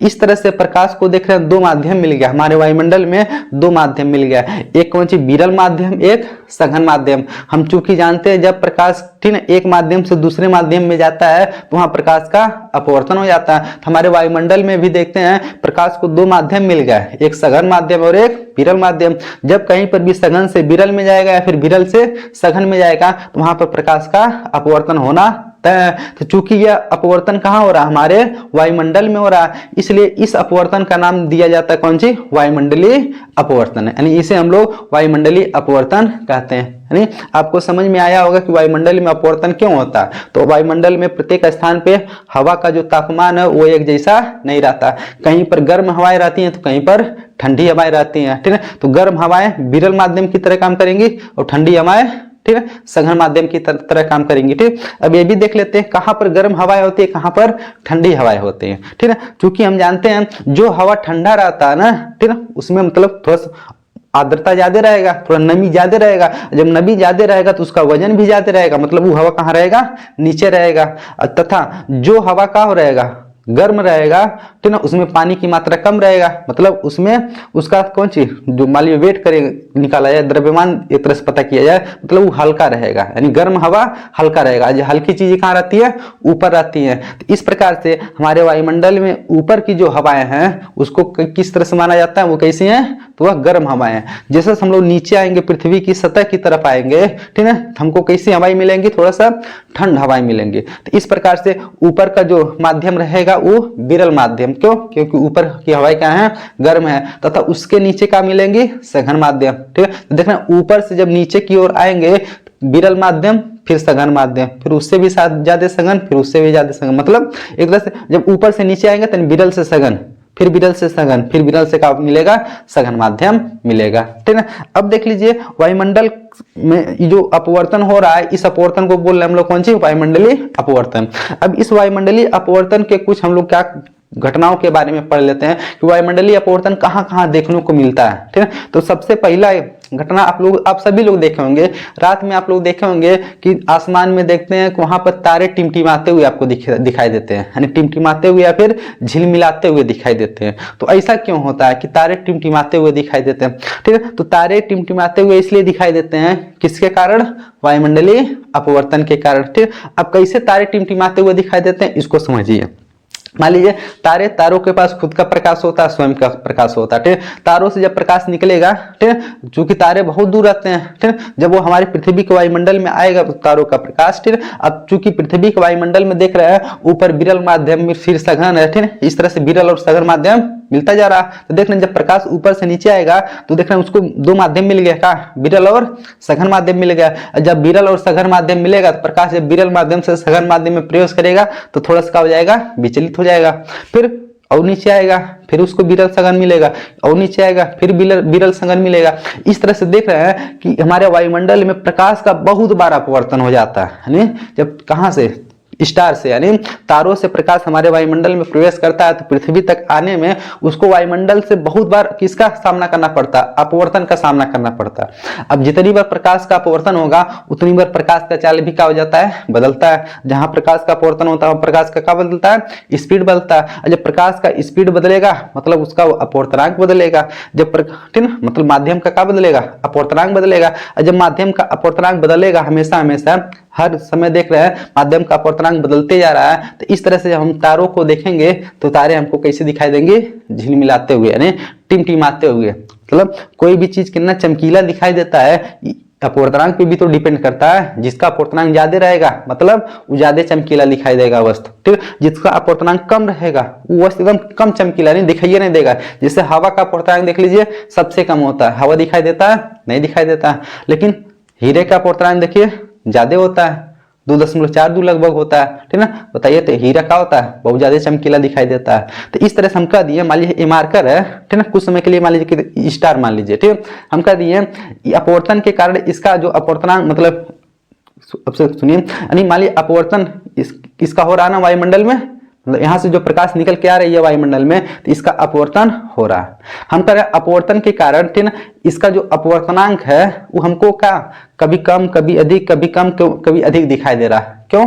क्योंकि बीच में बहुत सारे कौन सी मिल गए हैं, सघन और विरल माध्यम मिल गए, वहां से अपवर्तन हो रहा है, बहुत सारे ज्यादा कौन सी अपवर्तनांक बदल बदल के दिखाई दे रहा है। अब कह दिए कि इस मार्कर का अपवर्तनांक पहले 2 है तो बहुत चमकीला दिखाई देगा, फिर कह दिया 1.5 हो गया अगले सेकंड, फिर कह दिया 3 हो गया, फिर 1 हो गया, फिर 5 हो गया। तो इस तरह से मार्कर तो वही है लेकिन कभी ज्यादा चमकीला दिखाई देगा, कभी कम, कभी ज्यादा कभी कम। तो इस तरह से मार्कर भी देखिए टिमटिमाते हुए दिखाई देने लगेगा का, ठीक है। चूंकि मार्कर को हम क्या माने थे, स्टार माने थे, तो इस प्रकार से स्टार क्या होते हैं, टिमटिमाते हुए दिखाई देते हैं, ठीक है। चलिए ज्यादा कंफ्यूजन मत पालिए, उसको फिगर से एक मतलब अच्छे तरह से समझा देना, ध्यान से देखिए। जैसे मान लीजिए कह दिए ये पृथ्वी है, क्या है, पृथ्वी है। इस पृथ्वी पे कौन है, आप हैं। आप लोग पृथ्वी पर देख लीजिए, पृथ्वी पर आप लोग खड़े हुए हैं, ठीक ना। हम कह दिए यहीं पर कौन सी है, स्टार है, कोई भी स्टार है, ठीक ना।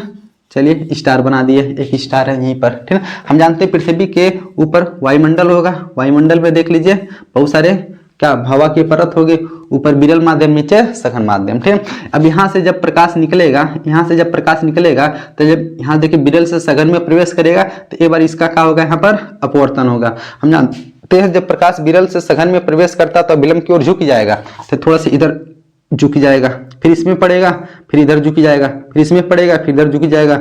ऐसा देखिए अपवर्तन होते होते कहाँ पर आया प्रकाश, आपके आंखों पे आया, ठीक है। देख रहे हैं यहाँ पर भी अपवर्तन हुआ, यहाँ भी हुआ, यहाँ हुआ, यहाँ हुआ।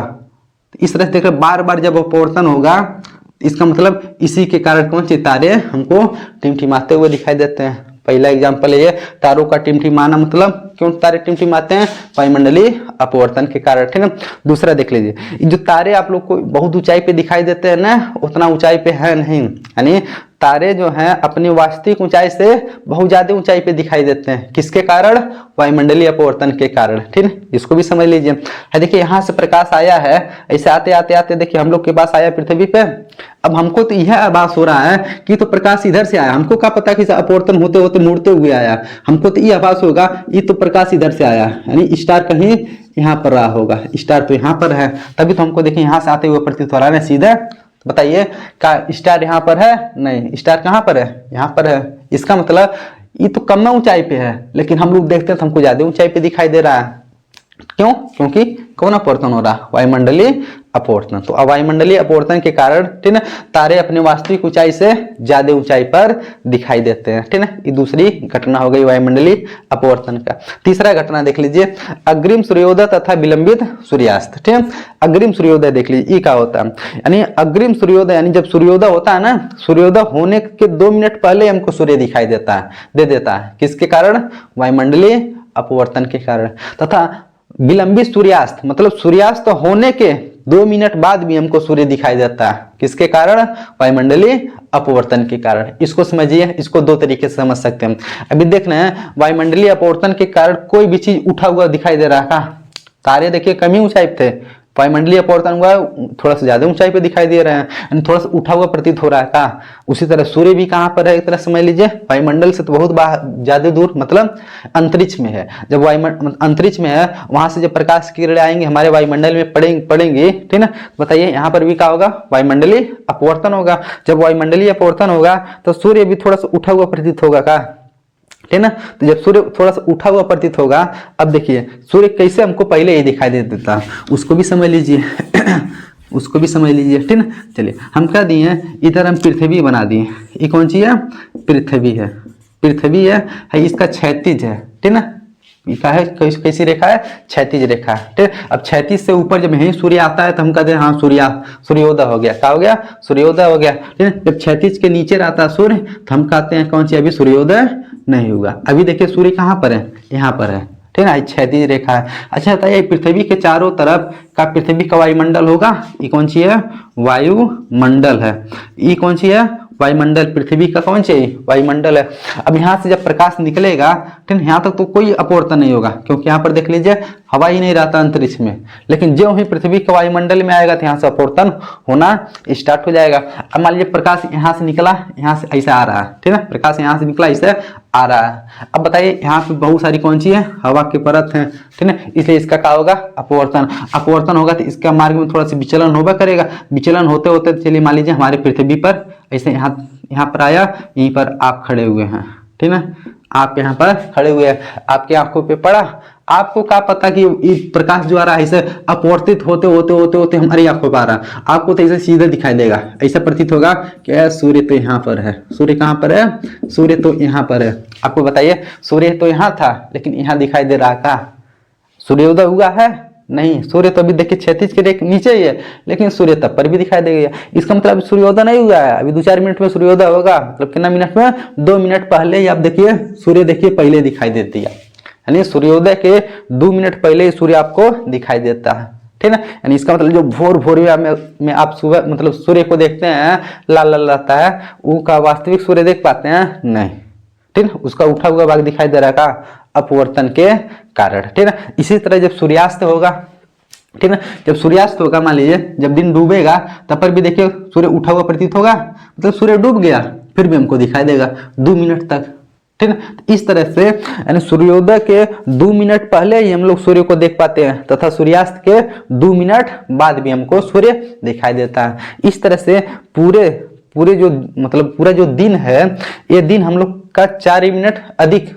बड़ा हो जाता है, किसके कारण, वायुमंडलीय अपवर्तन के कारण। देख लीजिए कैसे, आई मान लीजिए भोर हुआ नहीं है, 2 मिनट पहले सूर्य हमको दिखाई दे दिया, मतलब 2 मिनट इधर तो सूर्य डूब गया फिर भी 2 मिनट तक हमको सूर्य दिखाई दिया, मतलब 4 मिनट का। हम कह दें यदि पृथ्वी पर वायुमंडल न रहे तो पृथ्वी पर मतलब जो दिन का मतलब जो समय होगा उसमें कितना परिवर्तन होगा, तो 4 मिनट का परिवर्तन हो जाएगा। कितने मिनट का, 4 मिनट का, ठीक ना। तो इस कंपटीशन में क्वेश्चन पूछ देता है कभी कभी, ठीक है, आपके बोर्ड में हो सकता नहीं पूछेगा, बस ये पूछ लेगा अग्रिम सूर्योदय तथा विलंबित सूर्यास्त क्यों होता है, तो वायुमंडलीय अपवर्तन के कारण, ठीक है। तो आशा करते हैं आप लोग को वायुमंडलीय अपवर्तन के बारे में अच्छे से समझ में आया होगा। तो चलिए पढ़ लेते हैं प्रकाश का प्रकीर्णन किसे कहते हैं, प्रकाश का प्रकीर्णन क्या होता है, ठीक है। जब प्रकाश की किरणें वायुमंडल से होकर के गुजरती हैं तो वायुमंडल में उपस्थित सूक्ष्म कणों द्वारा टकरा करके चारों दिशाओं में फैल जाती हैं। इस घटना को हम लोग प्रकाश का प्रकीर्णन कहते हैं। अब वास्तव में प्रकाश का प्रकीर्णन क्यों होता है इसको समझ लेते हैं, ठीक है। हम जानते हैं वायुमंडल में बहुत सारे छोटे छोटे कण पाए जाते हैं, ठीक है, जो धूल के कण होंगे, धुएं के कण हो सकते हैं, जल के कण हो सकते हैं, या फिर विभिन्न प्रकार की जो गैसें पाई जाती हैं उन गैसों के भी कण हो सकते हैं। जब प्रकाश, ठीक है, सूर्य से आकर के उस कणों पर पड़ता है, ठीक है, तो कण क्या करते हैं, प्रकाश को अवशोषित कर लेते हैं, अपने अंदर अवशोषित कर लेंगे, फिर अवशोषित करने के बाद फिर उसका उत्सर्जन करते हैं। जब उत्सर्जन करते हैं तो चारों दिशाओं में प्रकाश निकलने लगता है, यानी जो कण अवशोषित किए रहते हैं प्रकाश को, जब उत्सर्जन करेंगे तो चारों दिशाओं में उत्सर्जित करेंगे, ठीक है। इस तरह से प्रकाश देख रहे हैं चारों दिशाओं में फैल जा रहा है। इसी घटना को हम लोग बोलते हैं प्रकाश का प्रकीर्णन बोलते हैं, ठीक है। अब ये प्रकाश का प्रकीर्णन कैसे होता है इसको अच्छे से हम लोग समझ लेते हैं। हम जानते हैं जो सूर्य का प्रकाश होता है उसमें 7 रंग होते हैं, ठीक है ना, यानी वो 7 रंगों से मिलकर के बना होता है। इसके पहले हम लोग पढ़ चुके हैं वर्ड भी 6 पढ़ में, ठीक ना। यदि उस वीडियो आप लोग नहीं देखे तो उसको जाकर के देख लीजिएगा, ठीक ना। चलिए हम जानते हैं सूर्य के प्रकाश में क्या रंग होता है, 7 रंग होता है। अब इन 7 रंगों में से कोई जरूरी नहीं है कि 7 रंग एक समान रूप से प्रकीर्णित हो, यानी एक समान रूप से फैल जाए, नहीं, ठीक ना। ये डिपेंड करता है प्रकाश का जो प्रकीर्णन होता है ना, वो प्रकाश के तरंगदैर्घ्य पर डिपेंड करता है, ठीक ना। एक वैज्ञानिक थे जिनका नाम था लॉर्ड रेले, ठीक ना। उन्होंने एक नियम दिया था लॉर्ड रेले के अनुसार, ठीक ना, जो प्रकीर्णन होता है, ठीक ना, जो प्रकीर्णन होता है, ठीक ना, वो 1/λ के बटे मतलब लैम्डा के घात 4 के क्या होता है, व्युत्क्रमानुपाती। मतलब लैम्डा को बोलते हैं हम लोग तरंगदैर्घ्य, ठीक ना।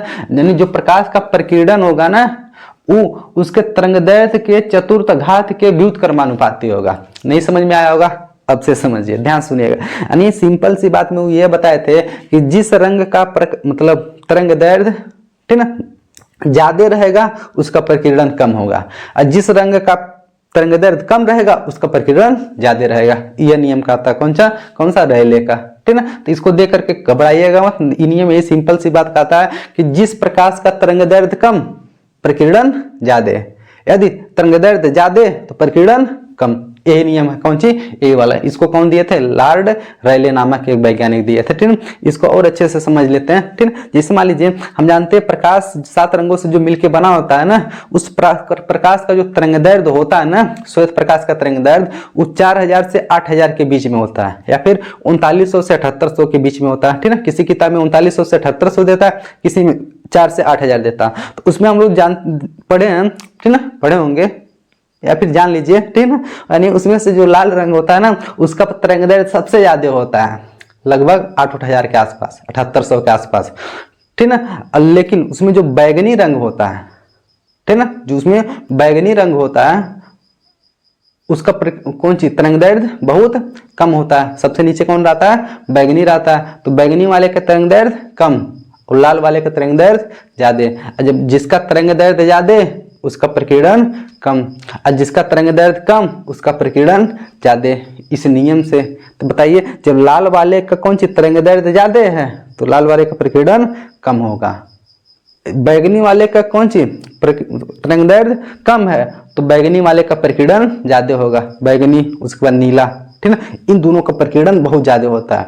सबसे कम किसका होता है, लाल का होता है, ठीक है। तो इस तरह से किसी भी, ठीक ना, प्रकाश का जो प्रकीर्णन होगा उसके तरंगदैर्घ्य पर निर्भर करेगा, ठीक ना। अब आगे हम लोग पढ़ लेते हैं प्रकाश के प्रकीर्णन पर आधारित कुछ घटनाओं के बारे में, ठीक है। इसमें पढ़ेंगे टिंडल प्रभाव के बारे में पढ़ेंगे, आकाश नीला क्यों दिखाई देता है इसके बारे में पढ़ेंगे, सूर्य सुबह और शाम को लाल क्यों दिखाई देता है इसके बारे में पढ़ेंगे, बादल श्वेत क्यों दिखाई देते हैं इसके बारे में पढ़ेंगे, ठीक है। जो खतरे का संकेत होता है लाल क्यों होता है इसके बारे में पढ़ेंगे, ठीक है ना। चलिए इन सब के बारे में हम लोग अच्छे से अध्ययन कर लेते हैं। पहला कौन सी है, टिंडल प्रभाव। टिंडल प्रभाव किसे कहते हैं, ठीक है। जब प्रकाश की किरणों को, है पहले पढ़ लेते हैं टिंडल प्रभाव किसे कहते हैं। जब प्रकाश की किरणों को किसी कोलाइडी माध्यम से, किसी कोलाइडी विलयन में से हम लोग गुजारते हैं, ठीक ना। जब प्रकाश की किरणों को कहां से, कोलाइडी विलयन में से गुजारते हैं तो कोलाइडी विलयन के कणों द्वारा, ठीक, प्रकाश का किया कर दिया जाता है, प्रकीर्णन हो जाता है। जब प्रकाश का प्रकीर्णन हो जाएगा ना तो प्रकाश का मार्ग दिखाई देने लगता है कि प्रकाश कौन रास्ते जा रहा। इसी घटना को हम लोग बोलते हैं कौन सी, टिंडल प्रभाव। ये टिंडल प्रभाव सब लोग देखे होंगे। कैसे, पहले समझ लीजिए कोलाइडी विलयन का नाम लिए हैं, इसको भी समझ लीजिए। यानी एक ऐसा विलयन जिसके कण बहुत छोटे छोटे होते हैं उसे क्या बोलते हैं, कोलाइडी विलयन, ठीक ना। यानी कोलाइडी विलयन में जो कण होते हैं ना उसका आकार 1 नैनोमीटर से 1000 नैनोमीटर के बीच में होगा, तो उसे बोलेंगे कोलाइडी विलयन। बहुत छोटे छोटे होते हैं इसके कण, ठीक। जब छोटे छोटे कणों पे जब प्रकाश पड़ेगा ना तो चारों दिशाओं में फैलने लगेगा। अब जिधर से प्रकाश जाएगा उसके मार्ग में जितने भी कण पड़ेंगे छोटे छोटे वो प्रकाश को फैला देंगे, यानी प्रकाश का मार्ग दिखाई देने लगेगा। इसी को बोलते हैं कौन सी, टिंडल प्रभाव। ये आप लोग देखे होंगे, ठीक है। जैसे मान लीजिए आपके घर में कोई खिड़की उड़की है, कमरे में अंधेरा रहे, बाहर से कोई टार्च, मान लीजिए चाहे सूर्य का प्रकाश आ रहा है या फिर टार्च बाहर से जला देंगे आप लोग, तो देखेंगे कि पतला सा ऐसा प्रकाश जाता हुआ दिखाई देगा उस खिड़की के रास्ते, मौका के रास्ते प्रकाश जहां से जाता है उसमें देखेंगे बहुत छोटे छोटे कण ऐसे उड़ते रहते हैं।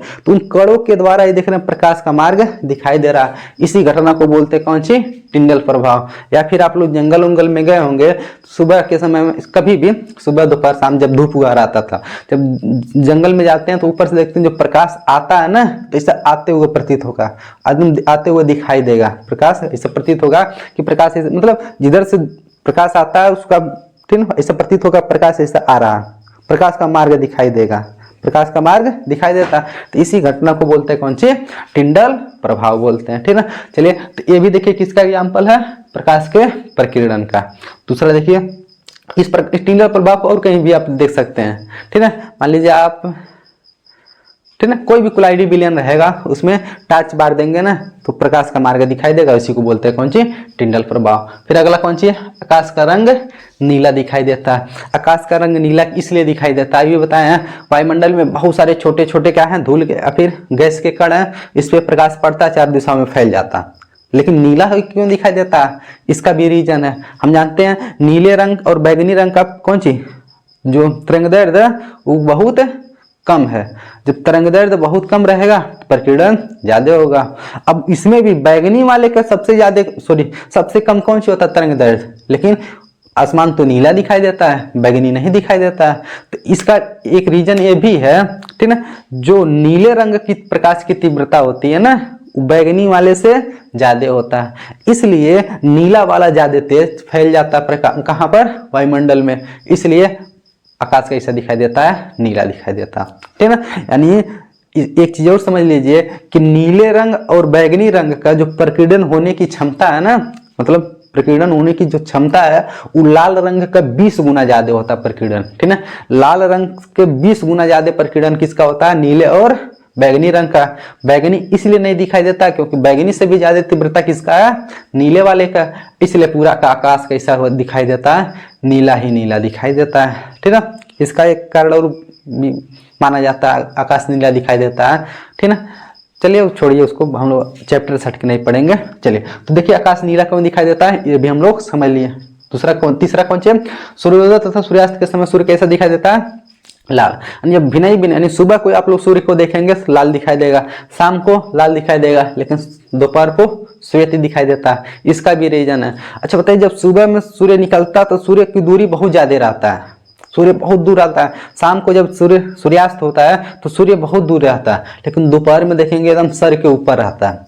इसका मतलब सुबह में जो प्रकाश आती है सूर्य से तो ज्यादा दूरी तय करना पड़ता है, शाम को भी ज्यादा दूरी तय करना पड़ता है, लेकिन दोपहर में ज्यादा दूरी तय नहीं करना पड़ता है। अब देखिए जब प्रकाश बहुत दूर से आएगा तो उसके मार्ग में बहुत सारे छोटे छोटे धूल के कण पड़ेंगे तो बहुत ज्यादा प्रकाश का प्रकीर्णन होगा। जब बहुत ज्यादा प्रकाश का प्रकीर्णन होगा तो बताइए किस रंग का प्रकीर्णन ज्यादा होगा, ठीक है, जिसकी तरंगदैर्ध्य क्या है, ज्यादा है, जिसका तरंगदैर्ध्य कौन सी है, हाँ जिसका तरंगदैर्ध्य ज्यादा है उसका प्रकीर्णन कम होगा, और जिसका तरंगदैर्ध्य कम है उसका प्रकीर्णन ज्यादा होगा। ये हम बात आपको बताया ना। तो बताइए सभी रंगों का तरंगदैर्ध्य मतलब सभी रंगों में किसका तरंगदैर्ध्य सबसे ज्यादा होता है, तो लाल वाले का तरंगदैर्ध्य ज्यादा तो प्रकीर्णन कम, मतलब और बाकी रंगों का तरंगदैर्ध्य कम तो प्रकीर्णन ज्यादा। तो और जो भी रंग रहते हैं वो रास्ते में आते आते सब धूल के कणों द्वारा क्या होते हैं, इधर उधर फैल जाती हैं, बाकी बचता कौन है, खाली लाल वाला। क्यों, क्योंकि उसका तरंगदैर्ध्य ज्यादा है, इसलिए लाल वाला खाली हमारी आंखों तक पहुंच पाता है। हम कहते हैं सूर्य कैसा है, लाल दिखाई दे रहा है। लेकिन वहां से सुबह के समय में सूर्य कैसा, मतलब वहां सुबह के समय में जो भी सूर्य से प्रकाश निकला होगा उनमें से 7 रंग निकला, लेकिन हमारे तक पहुंचा कौन, लाल, इसलिए हमको लाल दिखाई दिया। यही सेम कंडीशन शाम के समय भी होता है। शाम के समय में दूरी ज्यादा रहता है तो प्रकाश को आने में बहुत दूरी तय करना पड़ता है, तो अन्य रंग बताइए फैल जाते हैं रास्ते में, खाली पहुंचता कौन सा है, लाल वाला, क्योंकि उसका तरंगदैर्ध्य ज्यादा है, इसलिए लाल हमको दिखाई देता है सूर्य। लेकिन दोपहर में देखिए सर के ऊपर आता, वहां से दन प्रकाश निकलेगा हम लोग के ऊपर आ जाएगा। अब बताइए वहां से 7 रंग निकला, दूरी कम है, 7 का 7 पहुंचे आए हम लोग के पास, इसलिए दोपहर में सूर्य कैसा दिखाई देता है, श्वेत, क्योंकि 7 रंग आ जाता है, और 7 रंग मिलता तो क्या बनता है, श्वेत बनता है। लेकिन ये भी पढ़ लिए खतरे का संकेत लाल क्यों होता है, क्यों, क्योंकि लाल रंग का प्रकीर्णन कम होता है, लाल वाला बहुत दूर तक दिखाई देगा, ठीक है, बहुत दूर से लाल प्रकाश आएगा तो हम लोग देख पाएंगे, हाँ खतरे का संकेत, इसलिए लाल बनाया जाता है ताकि दुर्घटना दूर से ही पता चल जाए। अब बताइए बादल का श्वेत दिखाई देना, अब देखे होंगे आकाश में जो बादल उड़ते हैं वो तो श्वेत ही दिखाई देते हैं। ये क्यों? अभी हम आपको बताएं प्रकाश का प्रकीर्णन होने के लिए, ठीक है, जो वायुमंडल में जो भी धूल उल के कण हैं वो बहुत छोटे छोटे होने चाहिए, बहुत छोटे छोटे होंगे तभी प्रकाश का प्रकीर्णन होगा, ठीक है। अच्छा, अब देखिए जो बादल होते हैं, बादल में तो जल की बूंदें रहती हैं, जल की बूंदें बड़ी बड़ी होती हैं। जल की बूंदें जब बड़ी बड़ी होती हैं, अब बताइए वो भी प्रकाश को प्रकीर्णित करती हैं, लेकिन जब उसमें प्रकाश पड़ता है ना तो सभी रंगों का प्रकीर्णन कर देती हैं, सभी रंगों के एक बराबर माध्यम मतलब एक बराबर रूप से फैला देती हैं। तो इसलिए जब सभी रंग फैलेंगे तो सभी रंग मिलकर क्या होता है? श्वेत रंग बनता है। इसलिए बादल कैसे दिखाई देते हैं? श्वेत दिखाई देते हैं। बादल कैसे दिखाई देते हैं? श्वेत दिखाई देते हैं। आप लोग सुने होंगे कि अंतरिक्ष से देखने पर मतलब अंतरिक्ष कैसा दिखाई देता है? काला दिखाई देता है। क्यों अंतरिक्ष काला दिखाई देता है? मतलब अंतरिक्ष काला इसलिए दिखाई देता है क्योंकि अंतरिक्ष में धूल के कण है ही नहीं। जब धूल के कण है ही नहीं, कोई भी गैस भी नहीं है, तो वहां पर बताइए प्रकाश का प्रकीर्णन हो नहीं पाता है। इसलिए पूरा अंतरिक्ष कैसे दिखाई देता है? ब्लैक ब्लैक, काला काला दिखाई देता है, ठीक है। ये सब कुछ एग्जाम्पल रहा किसका? प्रकाश का प्रकीर्णन का, ठीक है। यहाँ से हम लोग का एक चैप्टर खत्म हो गया, मानव नेत्र तथा रंग बिरंगा संसार, ठीक है। अब हम लोग आगे नेक्स्ट वीडियो में हम लोग कोई नया चैप्टर स्टार्ट करेंगे।